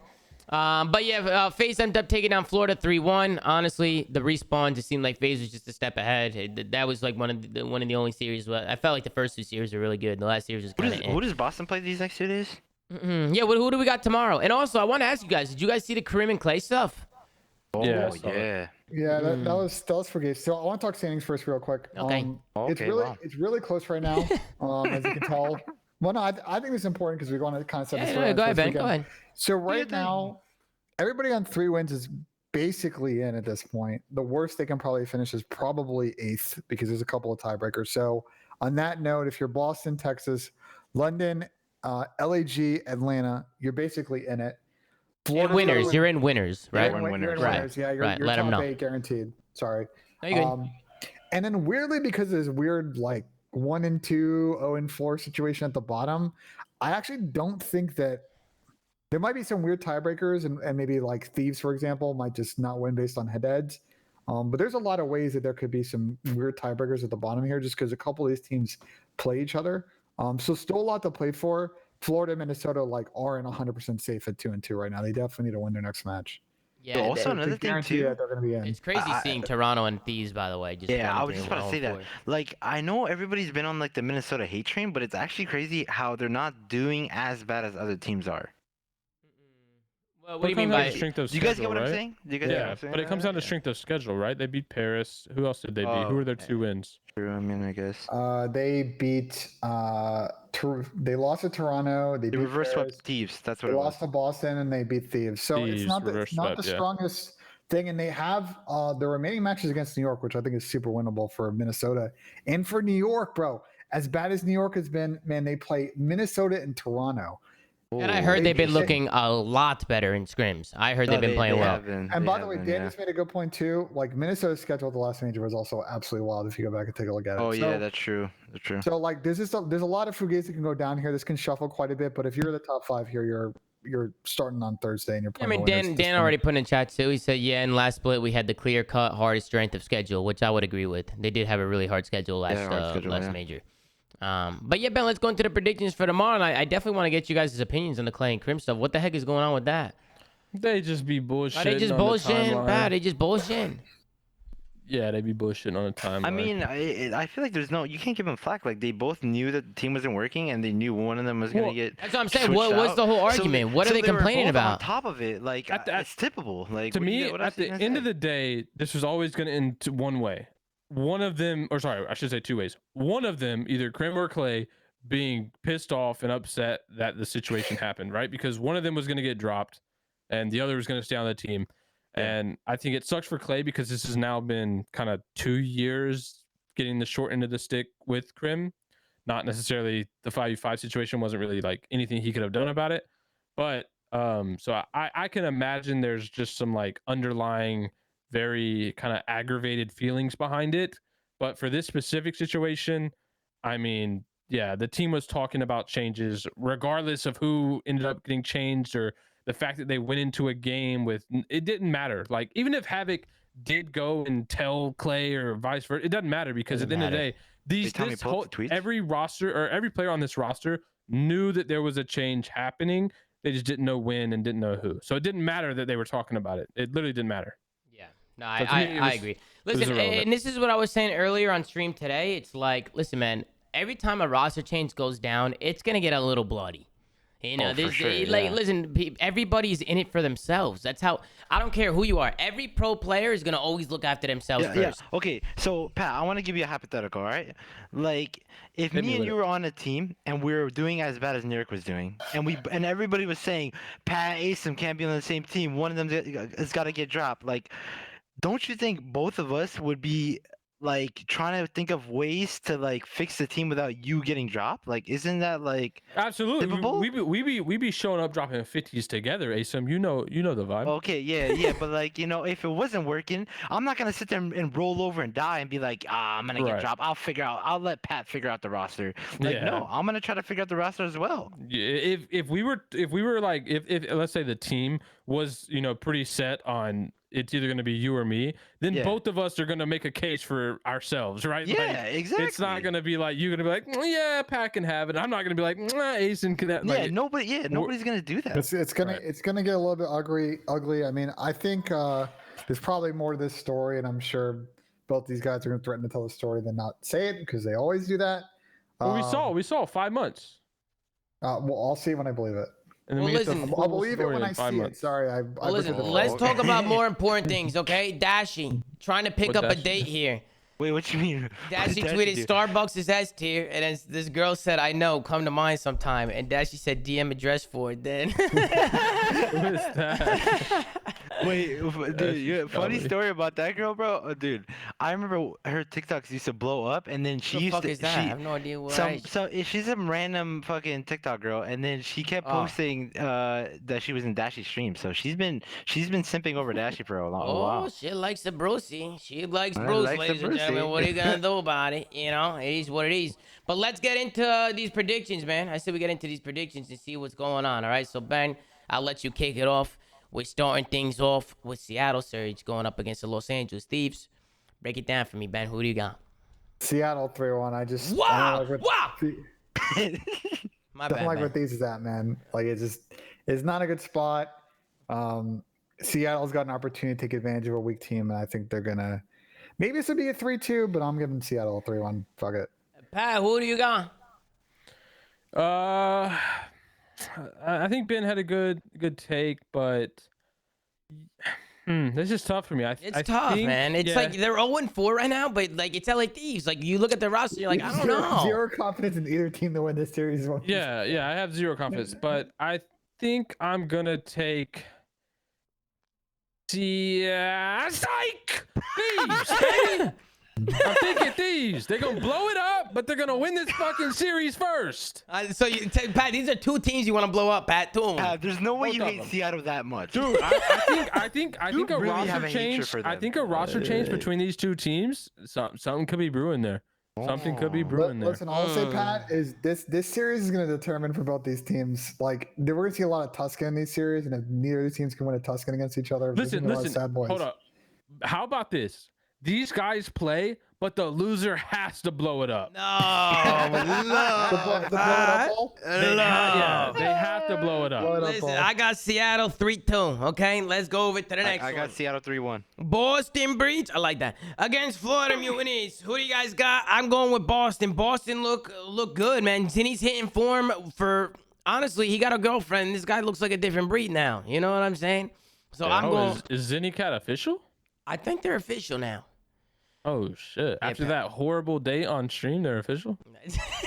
hey, Pat, listen. Apparently they're official now. ZennyCat is a serious, it's a serious that's- thing. Shout out ZennyCat. Wait, hold on, Congratulations to hold on, wait, ZennyCat. hold on. This is complete cap. This is just what my chat told me. You know what I'm saying? okay. So you can Well, it's only on go Reddit. as It's on Reddit you can now, only so it's go as official. far. You can only go as far as what the chat tells you. You know what I'm saying? But I don't know what's going on over there. But I got Boston. Tony's hitting a new fucking form right now. Yeah, I'll take Boston as well. I think Tony's a top 4 AR right now. Here's what I'll 4. say about this series, though. And I love the way that Boston's playing, but the teams they've currently beat, this is no disrespect to Boston. We'll play the teams in front of them. They beat in this stretch Seattle, Minnesota, and Toronto. So it's not the 3 greatest teams in terms of form right now.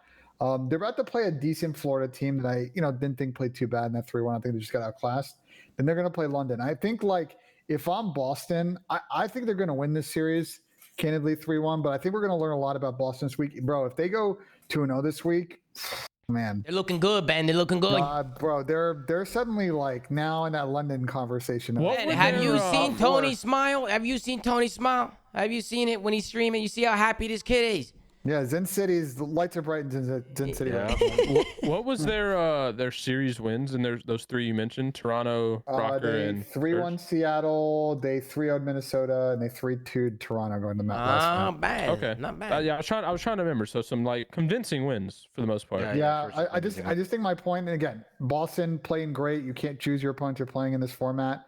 But this week they've got a little bit of a step up in opponents. A Florida team that's not too bad, sitting at a little bit of 500 ball, and then London, who's a very good team. That should be a very interesting matchup on Sunday. You know what's funny is this series is like I feel like there's definitely going to be a bow cage, right? Like Florida is obviously going to let it through.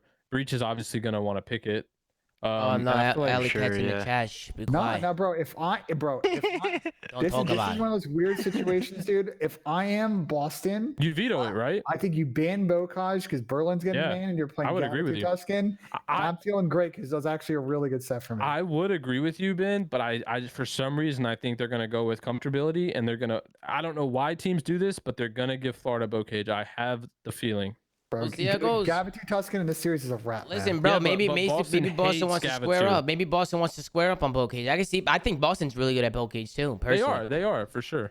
I don't think people should be scared to play Florida on bow cage just yet, especially if you're a good bow cage team. It depends kind of what your other map. It depends on your other maps. I It's not agree, about being I agree. scared. I It's think just Optic and playing Faze are on a odds. different level on that map. Yeah, playing Listen, odds. I agree with you. Boston's like a 500 team on Bocage. I get it, but like, bro, Gavitu Tuscan is sitting right there for the picking. I'm feeling much better about that map set than Gavitu Bocage if I'm Boston. So I think you. What You'd would it ban be it out and you- Gavitu though? It would Boston's be- 4-1 on Gavitu and 2-1 on Tuscan this season. So Yeah, they're 4-1. They don't hate Gavitu. I'm not saying that. I'm saying I'm saying if you're Boston, get rid of Bocage and play Gavitu Tusk. He just said they That's- hate Gavitu, huh? That's what he said. But No, I don't no, know if because he's trolling or Ben not. said that by accident. That's And I what. said it by accident. No, Ben said it by I think if you're Boston, it's like, bro, get Berlin's gone. The way we're watching Florida Yeah. videos, Bocage is there for you to get rid of. Which makes You're well, gonna no, get like, two let's great also maps. say No, that yeah, makes Ben, you bring no up a sense. good point. Yeah. You bring up a good point. Let's also vetoing that makes no sense, by the way, that Florida doesn't play Berlin. 0 sense. But it also Yeah. makes 0 sense that their best map is a map where it runs 3 subs and they have 3 ARs. So. I mean, Pat, you could say the same thing about Faze, Optic, Toronto, fucking. Nah, because Bada bing, Florida bada doesn't have, boom. or Faze Toronto, they don't have 3 fucking ARs, traditional ARs on their roster and play the one No, map. you run 3 Berlin subs. isn't a 3. I mean, it kind of is. Let's move on to the Let's next. move on. series. First of all, I see Ali in the cast saying that she would smoke me on bow cage. Listen, you and Yeah, your I saw boyfriend, that. you and your boyfriend would both get worked on 1v2. All right. So you know, if you want to set it up, we'll set it up. All right. Let's get into the next one. Optic Texas going up against the Los Angeles Gorillas. Yes, sir. Asim, let's kick this one off with. LAG 3-2, baby. Let's go. You going? You. All right. Well, I have Optic. Sorry, Asim. I have Optic, man. I think wow, Tom, really? You gonna do that to me, Tom? I Come think on, you're the man. best team right now. I gotta do what I gotta do. Damn, man. I'm going 3-0. They're gonna shit on you. You know, you're about to wipe the floor with you. They're gonna wipe the floor with you. Really? You Hey, think 3-0? hey, that's a good thing, though. It's a good thing, What you okay? mean it's a good thing? Why do you think Hey, I'm gonna get 3-0? because you know, whenever I go against you guys, What are it works. you pussy saying in here? Oh shit! We're doing Hey, prediction. Hey, do a We're prediction. just doing predictions, I don't give dog. a single fuck about your predictions. what do you pussies say? No, Listen, take it easy, Ali take it started easy. it. Ali started it. That's all we have to say. Ali started Emergency it. flank, emergency flank. I said, what's being said in here? Hey, Tony, Nothing. don't worry about it. We got Optic versus LAG. Who you got? Optic versus LAG? Yeah. That one's easy. It's LAG. Oh, what Are the? you Oh. fucking kidding me? I'm green wall for life. It is Optic. It is Optic. 7 days a week, 24 hours a day. Oh, Green man. wall, baby. right, Out of listen. your fucking mind, All right, LAG. Pat, bet. You Who you go got? three and Got? oh, and now Right you got mind. an ego. You go 3 I and think- you still got 2 more matches, and you better lock the fuck You in. think I'm picking against Scump? You got another thing? You fucking who else? Who else? I Pat, who think you got? LAG has potential to upset in this series with how they've been playing. But at the end of the day, I mean, Optic's the second best team in the game, so I think they're going to come away with this series. I think Asim, if you could push it game 5, you do stand a chance. Okay. But Optic's just so dominant right now that it's gonna be hard. All right, that's fair. I got Optic 3-1. I got All Optic 3-1. I just think the difficulty for ASIM and the LAG squad is I think they're playing some good hardpoint right now, but Optic's got the advantage on map 3. It's gonna be really tough for LAG to take 3 respawns. And I just like where Optic's at in SMB. I'm noting this all down, guys. Don't worry, I'm noting it. Well, we're Alright. good to see you prove wong. Bro, but the I thing think is, it's hard the to thing beat is- Optic right now. Asim, fucking you around, guys guys. have I know, I know. you guys have still not capped a B point on Yeah, either true. control map. That's You're that's not true, winning. Asim. You're not winning game 3. Optic is 13. They've won the last 13 of their controls, all right? Like, Yeah, and they're gonna pick Tuscan for sure. all right, we'll see it. Let's get into the next one. The New York Subliners going up against the Minnesota Rocket. This is a game fuel marquee matchup. Dude, this is a tough one because New York's been playing better. I know they have. I've been talking to Porter. And he's just been fucking yapping on Rocker's fucking better live at stream. search, man. They are better at search, in my personal. I think Rocker they benefit from the 2-3-5s. I do. I'm personally I'm gonna go Minnesota here. I'm gonna go 3-2. But I could see New York pulling out a dub tomorrow. I could see it, but I'll go Rocket 3-2. I think they're gonna have the edge. But Fat Man is coming out fucking hard tomorrow. You know that. Who did you guys say for Surge Thieves? I said all Surge. Surge, but Pat is just the #1 Surge hater, so You he all said said Surge. No, we said whoever loses the series has to blow up the It's roster. a blow it up ball. Oh, It's Ben, It's a blow it up ball, that yeah. was good, Ben. Can we get a win? Man, not Can bad, we not get a bad. win in here? Not get too bad, I'm a man. comedian on the down low. Let's go win. Okay, you But just listen, butchered the it. reason this is dragging the it, you're game dragging is listen to the Mountain Dew marquee match of the day. That's a fucking awful marquee match. Well, I think it's a pretty good Nah, marquee it's a match. good match. I like that. We got a new look to New York and I'm Minnesota sorry, with the I'm roll sorry. I think change. Breach I'm sorry. Mutineers would have been marquee, in my opinion. I'm sorry. Well, you know, I'm sorry. That's my take. Eh, it what are you is gonna it do is. about It it? is what it is with them. But that aside, this is like a 50-50 series. I think I'm going to pick Minnesota 3-2 just because I feel like they're the better S&D team. At least we've seen historically. I know that Porter's been talking up his team, but let's see if they plug in the controllers and show up tomorrow. All right. I actually agree. I think Rocker 3-2, but I want to give my thoughts on Surge Thieves and Breach Mutineers if you don't mind. Yeah, Yeah, no, go ahead, Tony. I got Okay. reservations. I got a Oh, date. I'm sorry, I got I'm a sorry. date tonight, Oh, Tony. Tom, I got a that's it. date Tom, tonight. I want picks of the food. Of course. Listen, I'm gonna go Surge 3-1, Thieves absolute disaster as of late. I'm gonna go Mutineers 3-0 over Breach. No, that's a good. Hey, I wonder why you did. Why? Why would you say that? Why would you say 3-0? Good juju, baby. Okay. All right. Sounds good to me. Did we miss anybody? Did everybody get their predictions in? I think everybody got it in. I think we're good. Right? Oh, I didn't know you had reservations. I wouldn't have helped this thing Yeah, up. I got subliners winning though. You got But subliners, Pat? Yeah. All right, man. Well, there you go. You got your predictions. I think we're going to close this out with Mr. Benjay Nassim sinking apart, ladies and gentlemen. Look, he just fucking yanked the microphone away. He's ready to go. Oh shit! This guy is fucking turned. Zinni, I want to get your, since you came in for the last What's fucking going 2 on? minutes, I Sorry, want to sorry.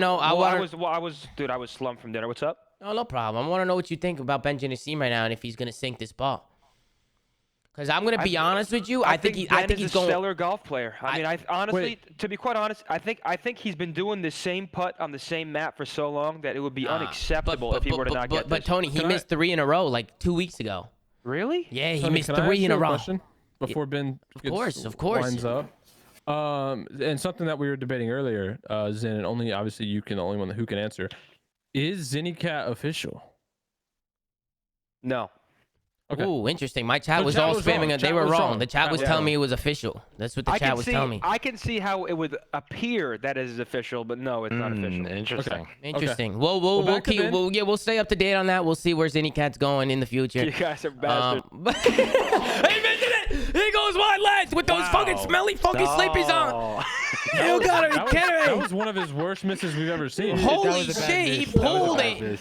Ben, relax. Why you always roasting his slippers, man? I don't know. It's funny. Hey, just like that, he sinks the second pot, but not able to close out the first pot, ladies and gentlemen. I'm sure a lot of you guys are not happy. There were 7.8 million channel points on him making it. Holy shit, you guys just lost channel points. What the fuck was that lip out? It's who okay, voted Ben. no It's got okay. paid. Bro, Yeah, that's no, just you're right. The bullshit. people who just Ben, voted Ben. no got paid. You just costed a lot of channel points. The Zoomafia Whatever, hates man. you right now. Man. I can't please.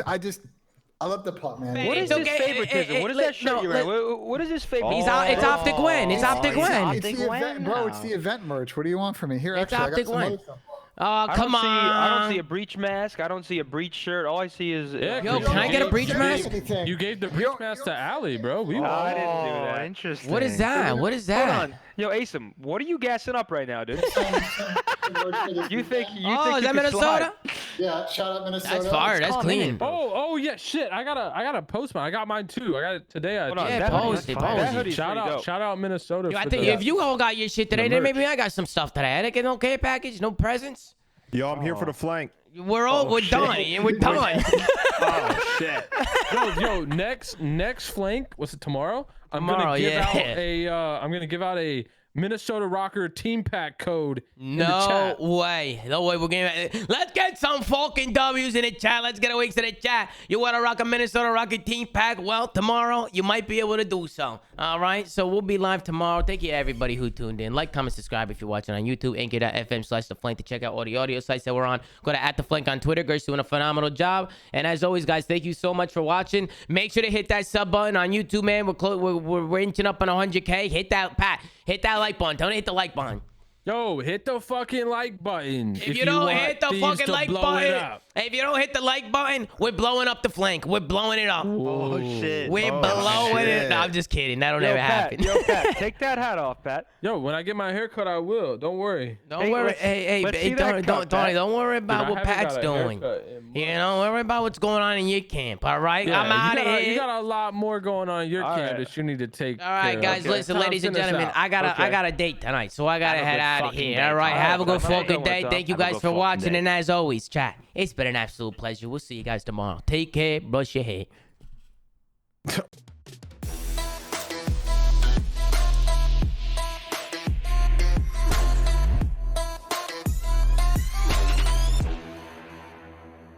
Yo,